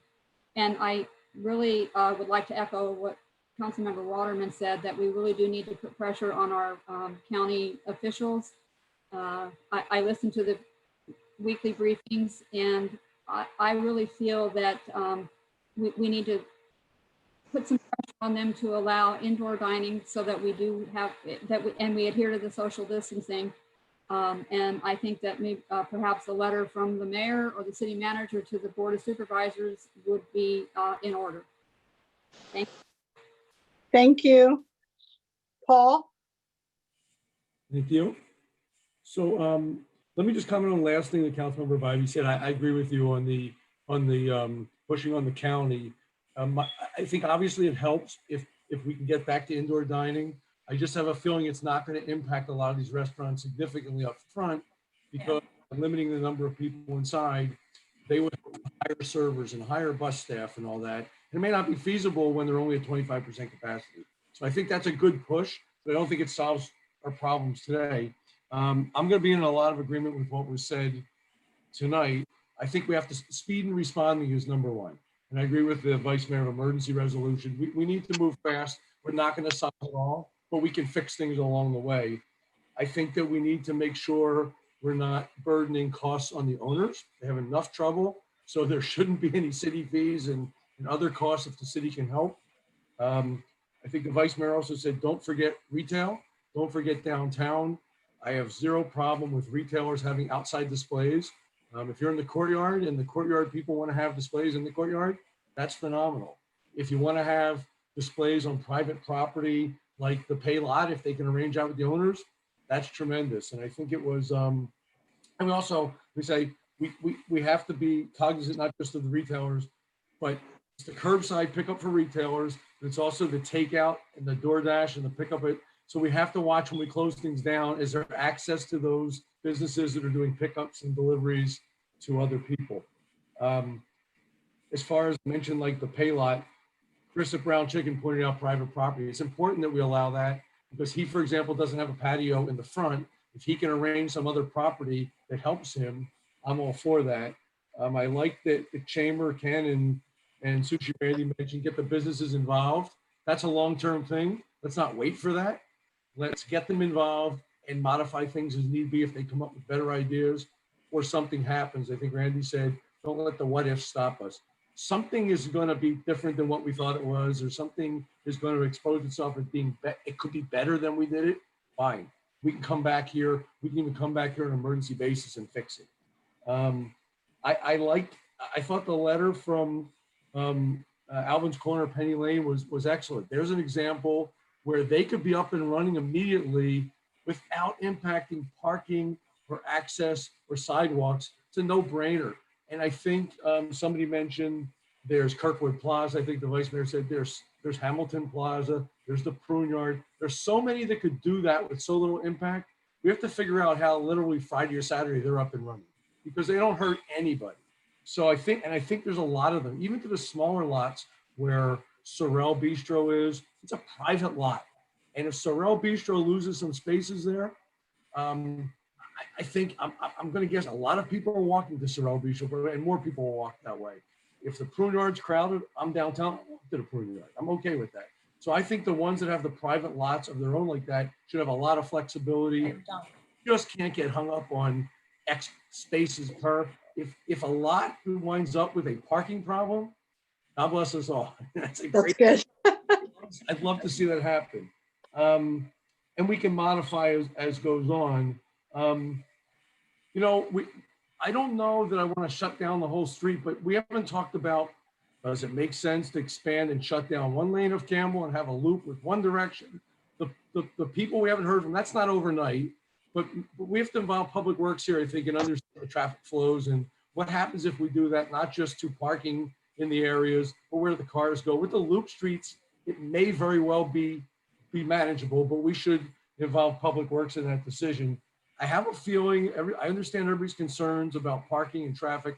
I live downtown. I know what that means for farmers markets, for street fairs, which I hope come back, to church events and to music concerts. But the reality is, even if they open, the restaurants are at a fraction of the capacity. They're not employing the same number of people, and the traffic is down. So I don't think we're going to see those problems. And again, if we do, we can react to that. So I think that we should not be scared off by that. My last comment is, I think somebody said, maybe the Vice Mayor, think outside the box. So I'm suspecting that a lot of these restaurants, having talked to some, are going to continue surviving on takeout. But people want to eat outside. I walk my dog multiple times a day at night downtown. The Orchard Green has become a picnic area. It's phenomenal. Everybody's using the Orchard Green as a picnic distancing, which is nice. Here's the thinking outside the box. The Orchard Green between the library and the city hall has a big patio. There are probably other places.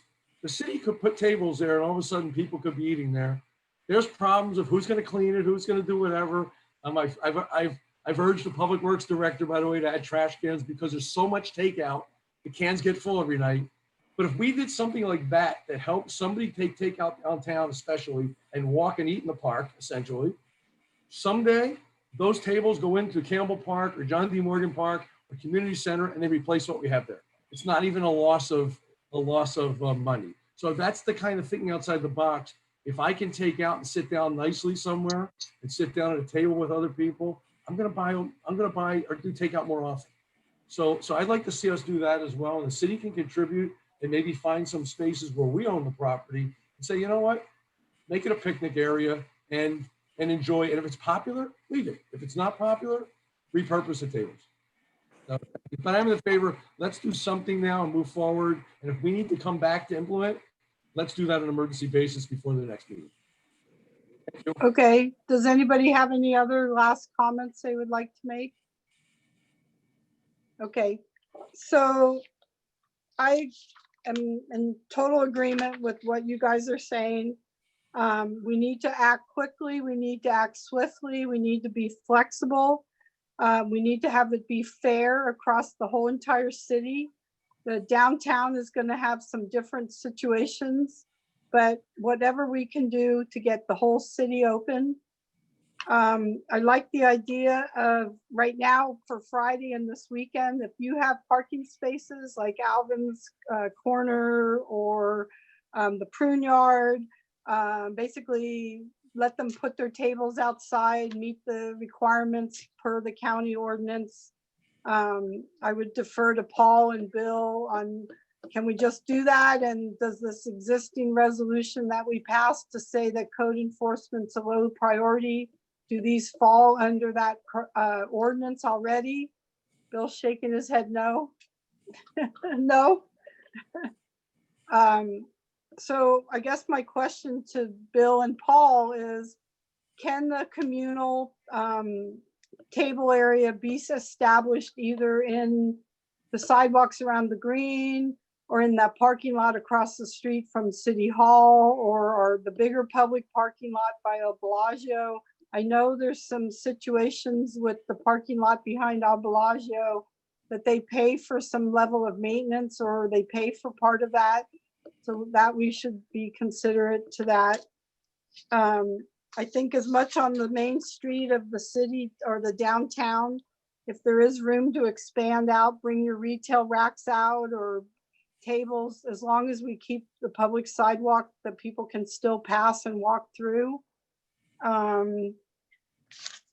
So Bill and Paul, I guess I'm looking for you to, what can we do for Friday?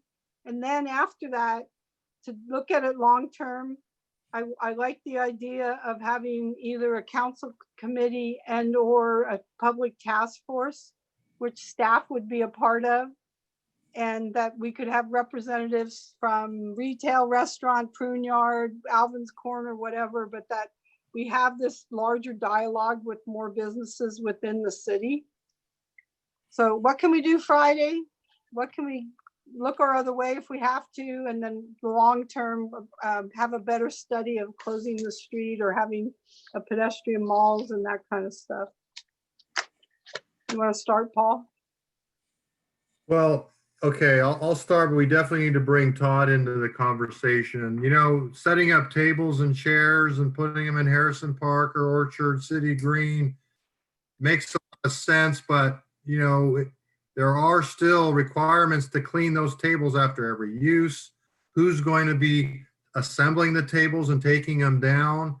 There's logistical issues, there's cost issues, and we're at a time that we're cutting budgets. You know, we have to be sensitive to that fact that there is a reality and expense to this.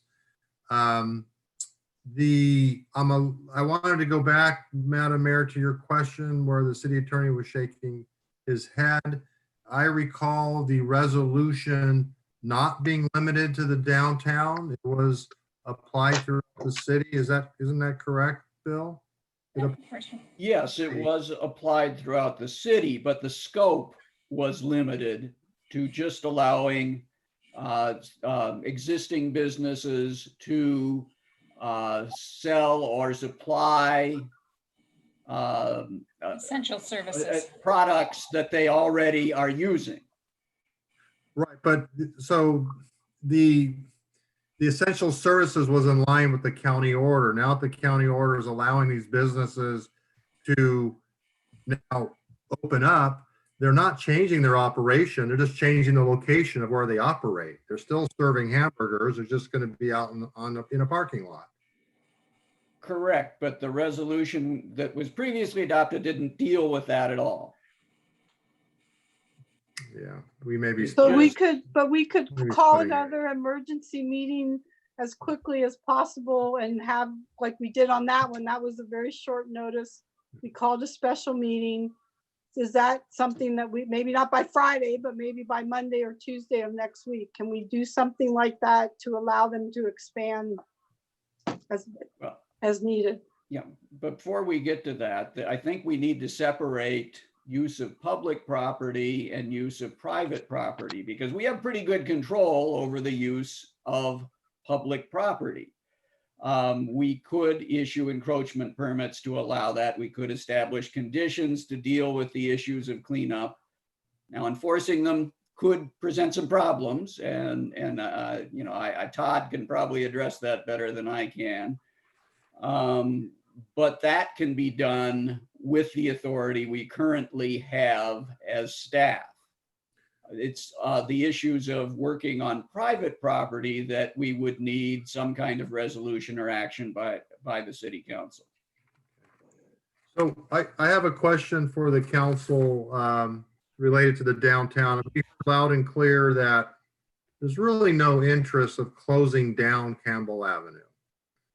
And I think what Todd and I were talking about today was simply that, not closing down Campbell Avenue, but taking the existing parking stalls where they exist on the street and laying some form of protection barrier there down the street to allow businesses to expand a little bit more, but still allowing 2 travel lanes to flow. It's just that you wouldn't be able to park on the side of the street. What is the council's thought on that? Rich is raising his hand first and then Liz. Liz may have got before me, but let me, sorry, Liz, or Vice Mayor. Again, as I was saying before, I think we sort of have to look at this in phases, and I've heard quite a few issues on taking parking stalls in front of people's places and trying to convert them to things, and I'm not sure how much that helps there. I do really like the Vice Mayor's idea of just defining areas, because that's what we're all looking for. Of I pick up food from Sushi Confidential. Sorry, Randy, for mentioning your name, but hopefully that helps you. But I don't want to bring it home. You know, so where I eat it, does it have to be in front of his place? Can it be over there on, again, in front of Avalagio? I mean, if it's city property, just somewhere people can bring their food and eat it. There seems to be a lot of desire for that wherever I go, that I don't want to take it home. I'm getting tired of taking things home. And, yeah, so if we were talking about phases, to me, phase 1 would be give me some area just to eat. I'm imagining the county at some point sooner than later is going to break down and say you can eat inside the restaurant, but it's going to be limited. So some percentage of the normal. So that will help. But you're adding more seats. Again, somebody's got to define. I understand there's details about how tables get cleaned, how tables get disinfected, making sure that tables stay 6 feet apart, all that stuff. So anyway, I'm sorry. I'll defer to the Vice Mayor on that. So go ahead. So I'm agreeing with what you just said, Councilmember Waterman, very much so. I think the first phase is to allow, and I think that I'm asking, is give staff some thoughts. Is there a simple way to authorize by a resolution on Tuesday, when we already have a meeting, that staff can issue waivers of up to 50% of the parking assigned to a particular business? So a shopping mall has a number for each one of their businesses, something like that. And that'll help get us off the ground. And one of the things that's important, and I know the restaurants want this, is to sell alcohol.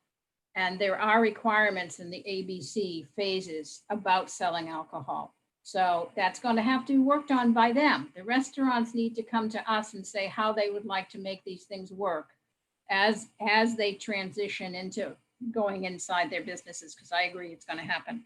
So I think anyone can come to the city and say, we want to use this space, these parking spaces.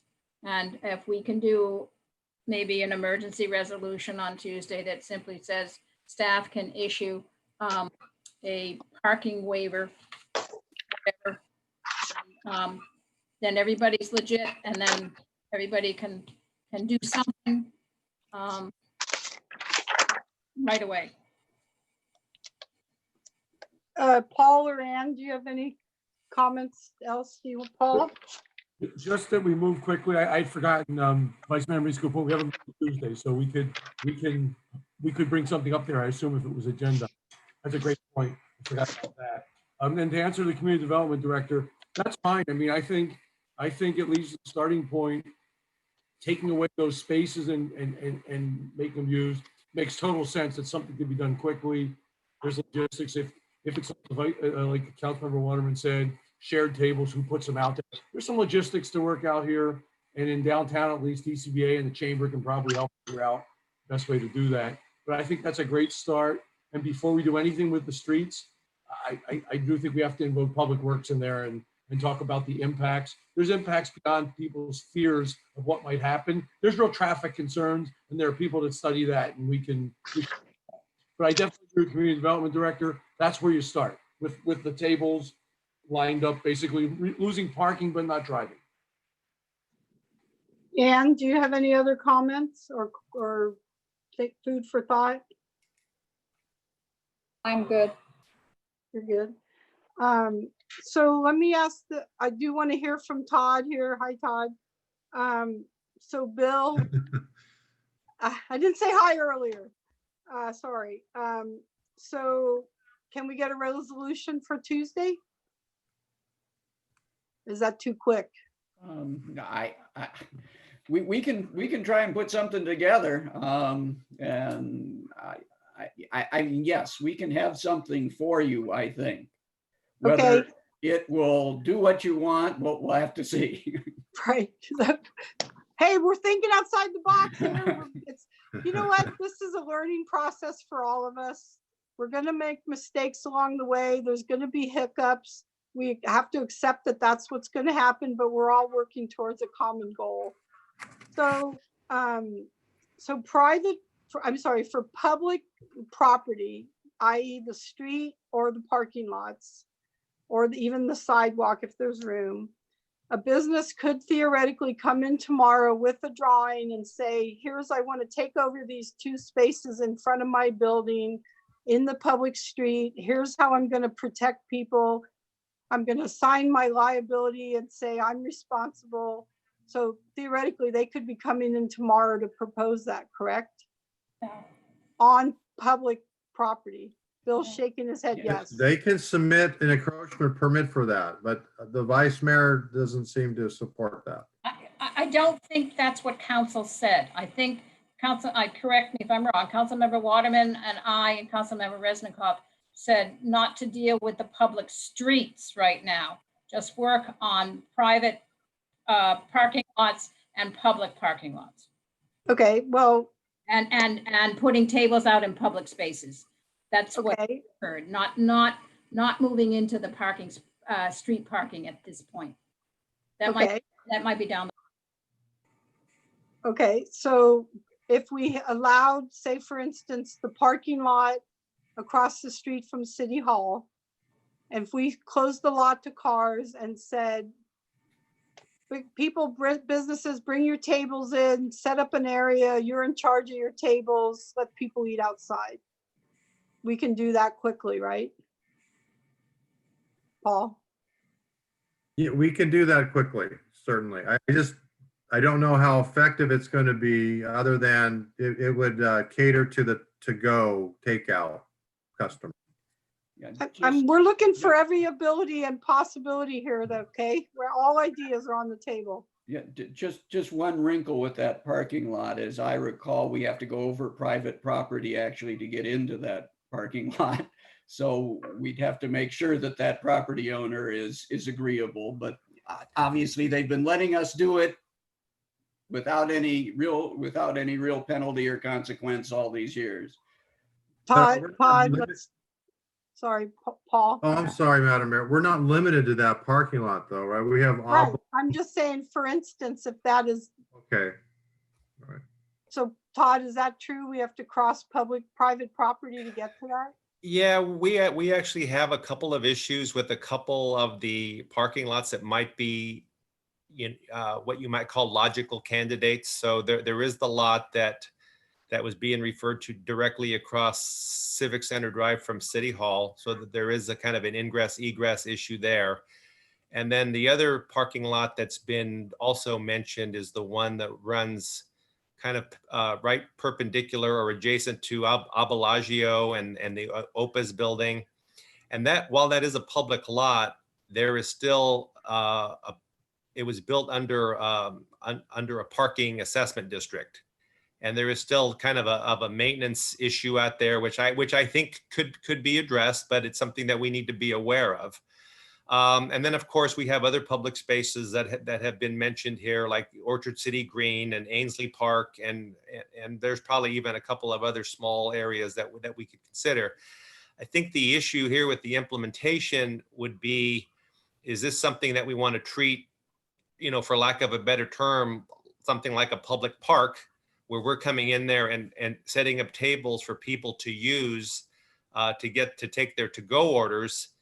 And under that scenario, that's something that there's probably going to be an expectation on the city to do some sort of, frequent cleaning, maintaining, emptying garbage cans, as opposed to maybe entering into an agreement with either a particular restaurant or an association so that they can assist with that level of maintenance. I think both are doable.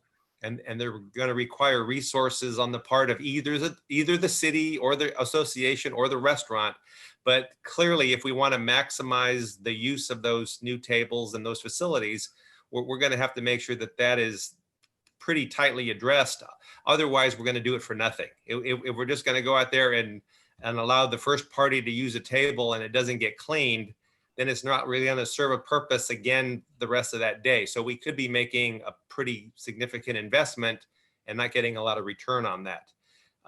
To go back to something that Paul said earlier, and I appreciate that he was looking out for not only my interests, but all of our interests, while I think these are out of the box ideas, and I think, in the grand scheme of what we're talking about, I think some of these are on the easy side of implementing. But keep in mind that if the expectation is that this is something that the city needs to do, then we're probably going to have to make a special capital appropriation or something to allow us to do that. Because the things that are being discussed here are not things that we could absorb in our operating budget, and we probably don't have the capital resources currently identified. Doesn't mean that we can't find ways to do that, but we couldn't run out on Friday and start purchasing tables and installing them. It might take a little bit longer time.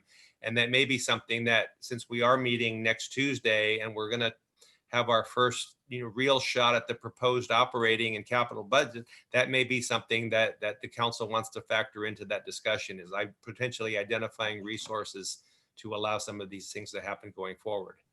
But I think if we do that, I don't think these are that difficult to implement. Okay, So when I mentioned taking over some of the parking spaces on Campbell Avenue, Liz, you said that you and Rich didn't want that to happen. I think Councilmember Resnikoff, myself, and Waterman, I'm not sure about Councilmember Bybee, we all had in our discussion that wasn't the first place to start. Okay, I'm bringing Well, us it's not- back to where we are and where we aren't. So Paul, Rich, and Liz have said that they don't want us right now addressing. But Rich we can might, respond. yeah, I mean, we still need discussion or we need to see the proposals, let's say from DCBA and the. Yes, yes, and stuff.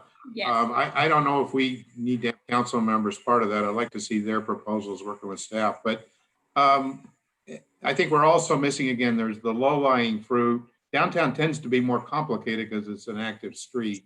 You know, I've mentioned, I think Paul was mentioning, there's a lot of other areas, the prune yard being the most, you know, because it's got that central area there, which has, you know, that's pretty easy for them to do something. I don't want to presuppose, but I think there's a lot of area there to do something.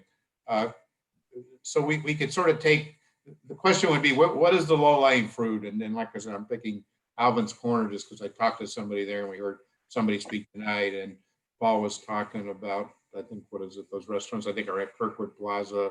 There's like a couple nice restaurants. So we kind of look at those and say, okay, guys, make us an offer and see if we could get the easy ones where we're not taking a major street and do something with. And then again, I'm expecting in the next few weeks, the county is going to say, now we can allow people to eat in the restaurant. I want to echo what the vice mayor said about alcohol. I think that's turns out to be like issue number one with a lot of these guys, because it's a huge percent of their net income, maybe not their revenue, but their net income.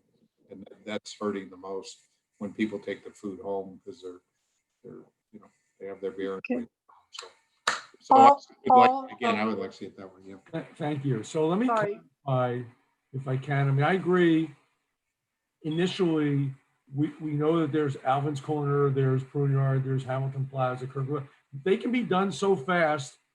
They're a priority just because there's no reason not to hold them up. The comments from Alvin's Corner were very poignant, and we could do this now. So how do we do it? We should facilitate that. But I want to comment on the downtown.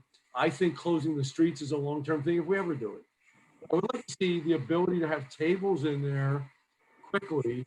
I think it's fair to say community development needs to work with the businesses and see what works and how to do that. I hesitate just to agree with the vice mayor that it's a second priority. I know what you're saying. I know exactly what you're saying. It's that the others could be done tomorrow. So therefore, let's do them. But if we wait weeks to help the downtown people, it's a little harder to just expand into the street parking. That's a problem too. We should do that as quickly as possible, but I think we need their help in how to do it logistically. That's all I'm saying. Yeah, I think we're saying the same thing, but it didn't the same when I heard it, but I think it is the same. It's the same. We should go ahead and authorize that's what we want to do, and public community development go out and do that. Real fast, I want to think, Director Caperso, question and a comment. Who now, like if I go into Campbell Park, there's picnic tables. If they're used now, I'm sure. Who cleans those today? Anybody? Well, that would be us, but I guess what I would say that's different on that is, you know, the picnic tables, for lack of a better term, are not supposed to be used by active picnic groups, right? So we do have some social distancing protocol, and we are discouraging that. That's not to say they're not being used, and we are cleaning them on a daily basis, and we're power washing them on a weekly basis. But I guess what I was getting at is that if we create essentially, I thought I heard the term, you know, something like a communal eating area, there's going to be a different expectation of what the standard of cleanliness is and the frequency. And I think that's just something that we all need to be cognizant of. Well, I agree with that, but I think in this world, if we do that, I have a feeling we're creating similar expectations that are going to increase your work at the places like Campbell Park too. And that may not be a bad thing. That's probably something we should be looking at if they are used that way, even if we don't intend them to be, we have an obligation to make sure they're clean. The last part is you raised a really good point of capital appropriation in this kind of thing for tables and things like that. I would just say this, in a world where we're looking to slash costs because we have a pandemic and a budget problem, you know, we need to make these businesses survive. Small businesses are our backbone and they deserve our help to survive. But in a selfish standpoint, if they don't survive, the city's not going to recover either. So I am certainly willing to invest money up front, even while we cut some places, to say, this is what it takes to help these restaurants and retailers or whatever to come back faster. We will get that back many times, and we have to do that for the city as well. So I'm all for you identifying the cost of that. If we go that route, you have my support for the cost. If I can add one thing to that, because as we're talking about places like Campbell Park and John D. Morgan and parks and facilities where we should not be encouraging large picnic gatherings, you know, part of the solution might be relocating some tables from those sites to downtown. So maybe it's not the capital investment that I first spoke of. It might be that. It might be, I'd have to take a look at that and see if we've been epoxying the tables down or we've just been placing them on pads. But there might be an in-between solution where it could involve some level of relocation. Might get a little feedback on that too, by the way, you know. Okay, I saw Anne raising her hand too, and then it looks like Liz. Anne? So I just had a couple comments about, well, first of all, the communal areas and the tables. I would really support more of a partnership with the restaurant and working with them to really monitor the tables and put tables out there for people rather than have it be a burden on the city. And it would be up to them to manage the social distancing, the cleaning, whatever. If it's going to benefit them and their takeout and people being able to eat, you know, at Orchard City Green or wherever. And as far as the parking on the street, I would look at that as a second step in this process. I would wait or get some feedback from the businesses down there. Because with social distancing and having to be tables 6 feet away, what are they going to gain? Are they going to gain 2 tables by being in the street? And is that going to help their business model? So really, I would leave it up to their need and their request to come to the city and say, is it possible to do this? And look at that as a future step. Okay, Liz, were you raising your hand? You're on mute, Liz.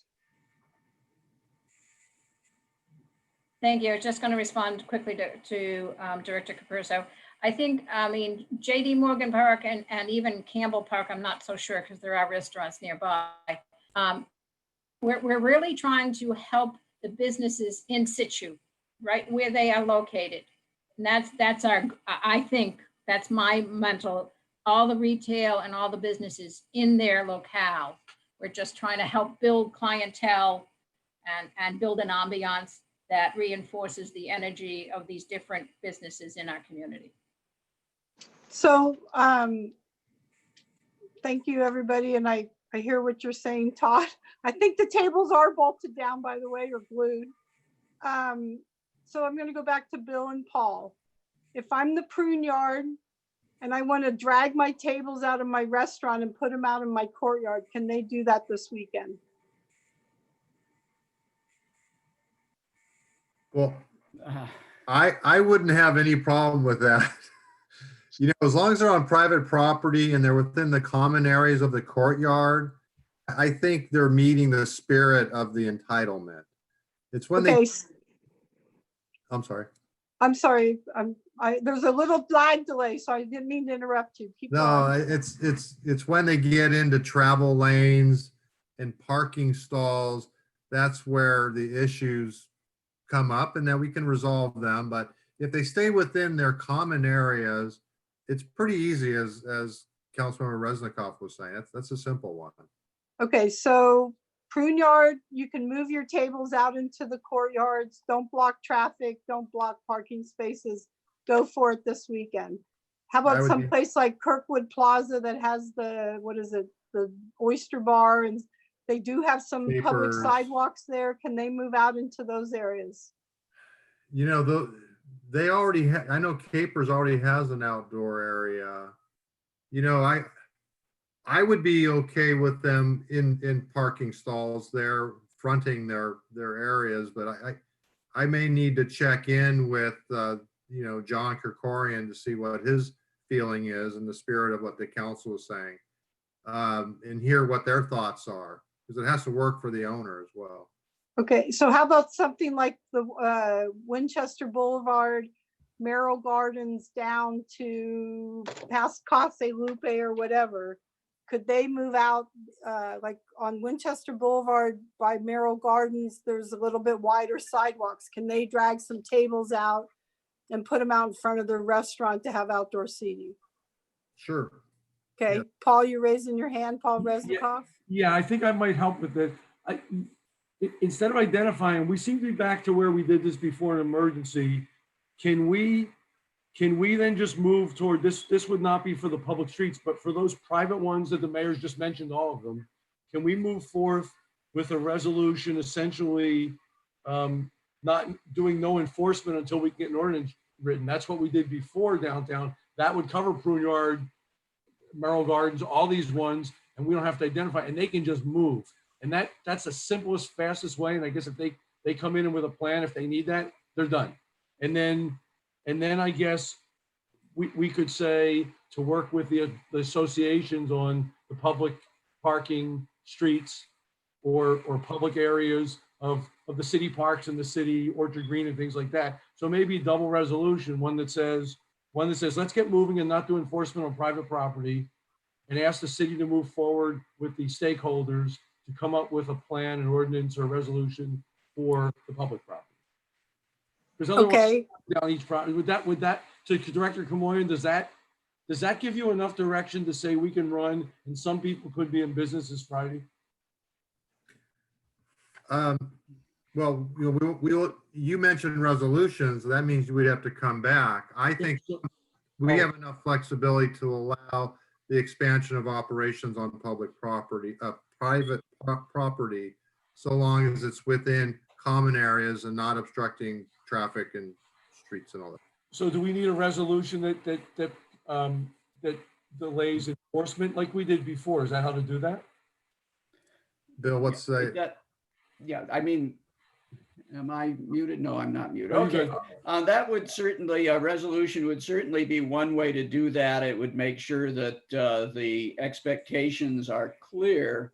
I think what Paul is saying is as an enforcement officer, he already has discretion to on whether or not to enforce the codes. And within that, and he's considering that within that discretion, he is already willing with or without a resolution to allow certain uses of private property that may not be in strict compliance with the code and with the various approvals on that property. Based on what the conversation is here, based on what I'm hearing you all say, council, that's what I'd be willing to do. okay, so Madam as of Mayor? right, hang on, Paul, a sec. As of right now, places like the Pruneyard could move out on Friday, drag tables out into the courtyard and start serving people. Okay, places like Kirkwood Plaza or the places along Winchester Boulevard could basically do the same as long as there's room on the public sidewalk to get by. They're putting them out in front. That could occur without any other action by council, correct? Right. And I would check in with each property owner for concurrence. Okay, now, Paul, what was your, so right Okay. now we can do that without any other Perfect. paperwork. And the only thing I was going to say is for the public, I don't know if we have to do it formally, but do a direction that staff goes out and meets with these stakeholders and figures out how to do it. And one concept could even be Director Caperso raised some good issues. How do we maintain it? Downtown, if the Orchard Green is used mostly for downtown, downtown may be willing to sponsor it, the DCBA or the chamber or a private party. So staff can talk to them about that. That may speed things up too. Take the onus off the city to clean it and do all that. If that happens, we move even faster. Okay, so one, we've agreed that there's something that can be done by Friday. What we've said is it's on private property. It's in areas that are not in the drive aisles. If they come forward to you and say, for instance, in Kirkwood at the Oyster Place, I want to use my first three parking spaces in front of me, the owner's okay. They could theoretically, if they talk to you, could do that by Friday. So we've got some action planned for this weekend. Then And- the next step is what can we do that would be coming forward on Tuesday, because we already have our budget meeting. What can be brought forward to us, whether it be how do we use a part of a city parking lot, or whether they can use the street, but now some way to address the public land. And then I would really like, Madam Mayor, when we come back on Tuesday, to bring forth a resolution memorializing this understanding, even though we'll let them go on Friday. It's just cleaner, and that way great, it's a CYA. you're on the hook now. It's coming on Tuesday, Paul. You and Bill, you're on the hook, and Todd, you guys are on the hook. Okay, And the so- other point is, it will also apply to retail. I know that's important to the council as well. So people can bring out their dresses, more than just tables. this weekend. So if I'm on Winchester Friday. Boulevard and I have a retail store, I can drag my racks out. I can put a little table out in front of my business. So I Yes. think we've accomplished, at least this weekend, we are saying to people, here, we're not going to force this, move out. Here's how we can get you started. Tuesday, we memorialize it as a resolution. And then you bring forward to us what you can about how to look at public lands, whether it be the street parking spaces in front of Sushi Confidential, or if it's the use of the parking lot behind Al Bellagio, or use of the parking lot across Orchard to the one that's across City Hall. So is that something you can bring to us based on our comments, that we have something we can vote on Tuesday? I think so, yeah. I'm seeing the three heads shake yes over there. And we Okay, heard then loud the and list- clear, no parklets. So Not yet. We're on the step 2 here. We're taking little steps. Okay, Liz, you had a comment? I just wanted to clarify. So places like Kirkwood in front of Capers, places like the Safeway on Bud, where there's some Italian restaurants and some Mexican restaurants, they can all come to this understanding to utilize some of the parking spaces. So That's people correct. on by Safeway, the restaurants over there, they got a covered portico, whatever. Move out, make sure people can walk by, talk to Paul, bring your plan, or have him come out, get Yeah. moving this weekend. Okay, then And we I'll- have this, sorry, go I'll be- ahead. Yeah, I'll be bringing, it will probably be Michael Thomas in Economic Development, working with all the businesses. You're, So- Paul, as you as a department, how's that? Okay, so that gets us through this weekend, that gets us to Tuesday. And then maybe come forward on Tuesday of what is the next step? The next step, i.e. closing Campbell Avenue, what that may entail, how to address all these comments like the neighbors, what's gonna happen, how are we gonna still have pickup and delivery, that kind of stuff. And then that may fall into the following week, which is our regular council meeting, that there could be something else brought as another step in this. And then I will say, there is the phone call on Friday with the county and all the elected officials. It's very hard to get a question in. You have to pretty much sit on hold for an hour prior to the call, and you maybe not even still get in. But on Saturday, I have the 15 mayors in the county have a phone call with Cindy Chavez. It's an hour. We each get to ask a question. I am certainly going to continue to apply pressure and basically complain. You guys, I know I'm good at complaining, right? But I get action, I get results. So I am going to bring this up on Saturday as a major issue with Cindy, and Joe Smidian are on the call to see what we can get, put pressure on the county. I didn't forget about that item. Okay, does anybody else have any other comments? Do we have a little bit of a game plan here, or a good game plan to get started? Ann? Just to clarify, Mayor Landry, that the conference call this week is on Thursday with the county. I'm sorry, Thursday. You're right. I just looked at my calendar. Clarify Thursday. And there also is another call on Friday. The Silicon Valley Leadership Group has created what they're calling the Mayor's Circle. And we're supposed to submit questions ahead of time. It's Friday morning at 10:30. And that's another place to have more mayors together. And then that could be a prelude to what happens on Saturday's phone call. Okay, does anybody have any other comments? Liz, Paul, Rich? Okay, do you guys have enough you need to move forward? We're good? Are we done with this topic? Paul and Bill, are you both clear what we're bringing to them next Tuesday?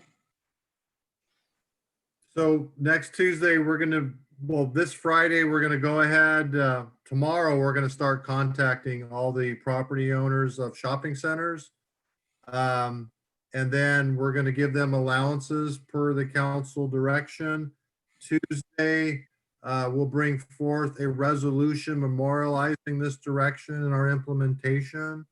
And so we'll bring another resolution with that more than likely may get altered as part of the discussion regarding how we'd be treating public lands, delivery, trash, maintenance, pickup, tables, chairs, for parking lots.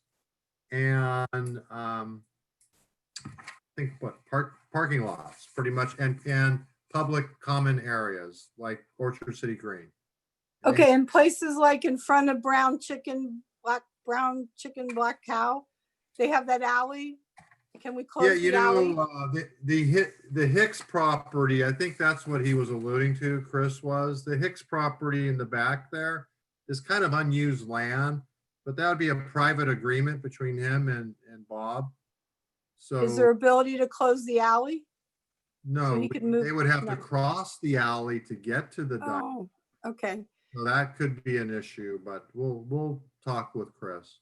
Okay, and then the last part of this would be for in 2 weeks, have a conversation with Todd, Paul, and Bill and Brian of the potential use of the communal area of like what that would look like if we had a business brings out tables into a parking lot.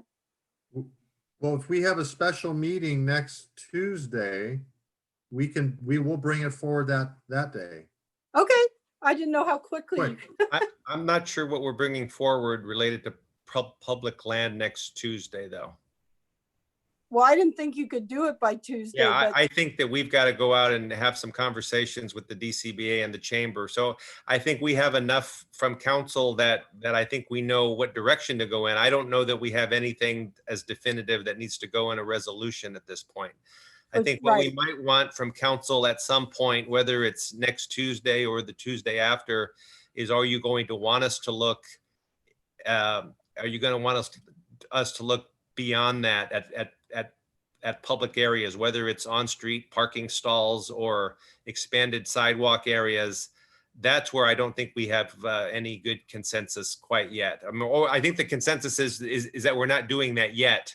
But is the council going to want us to look at those areas and perhaps develop some guidelines and policies to see if those are feasible?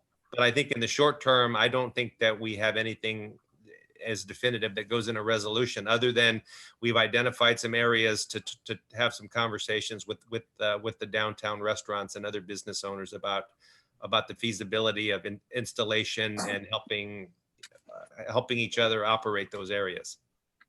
Okay, so bring to us what you can on Tuesday. I think you've heard us all say what we do and don't want, or what we are open to. We've heard the community. Bring to us what you can as quickly as you can. We have a meeting Tuesday if we need to potentially call another meeting later in the week. And then we also have the council meeting in 2 weeks. Okay? Is everybody good with that? All you guys shake your head, yes at me? Rich, we're all good with where we're heading? Yes. Brian, I'm Prepared for a long meeting on Tuesday. right, but we're helping the community and we're helping our businesses. Okay, But it's a budget meeting is all I was saying. yes, well, we can expand the time of the meeting. We could Well- start earlier and stay later. Well, staying later, we do have a planning commission meeting that evening. Oh, okay, start earlier. Okay, do we, okay, so that item is done. The next would be council committee reports, but looking at the hour, we haven't had a break. Can we adjourn the meeting? And if need be, make reports on Tuesday? I see heads shaking yes. Okay, thank you, everybody. I think this was a very productive meeting. I really appreciate everybody thinking outside the box and being creative. And I appreciate all the public comments that we got, and I appreciate all the staff and all the hard work that they've been doing. You're keeping us going. Paul, you got your department open. Todd, you got your people out picking up trash. So, and thank you, Bill, for being so accommodating. And Brian, thanks for keeping the city moving forward. All right, everybody. Good night.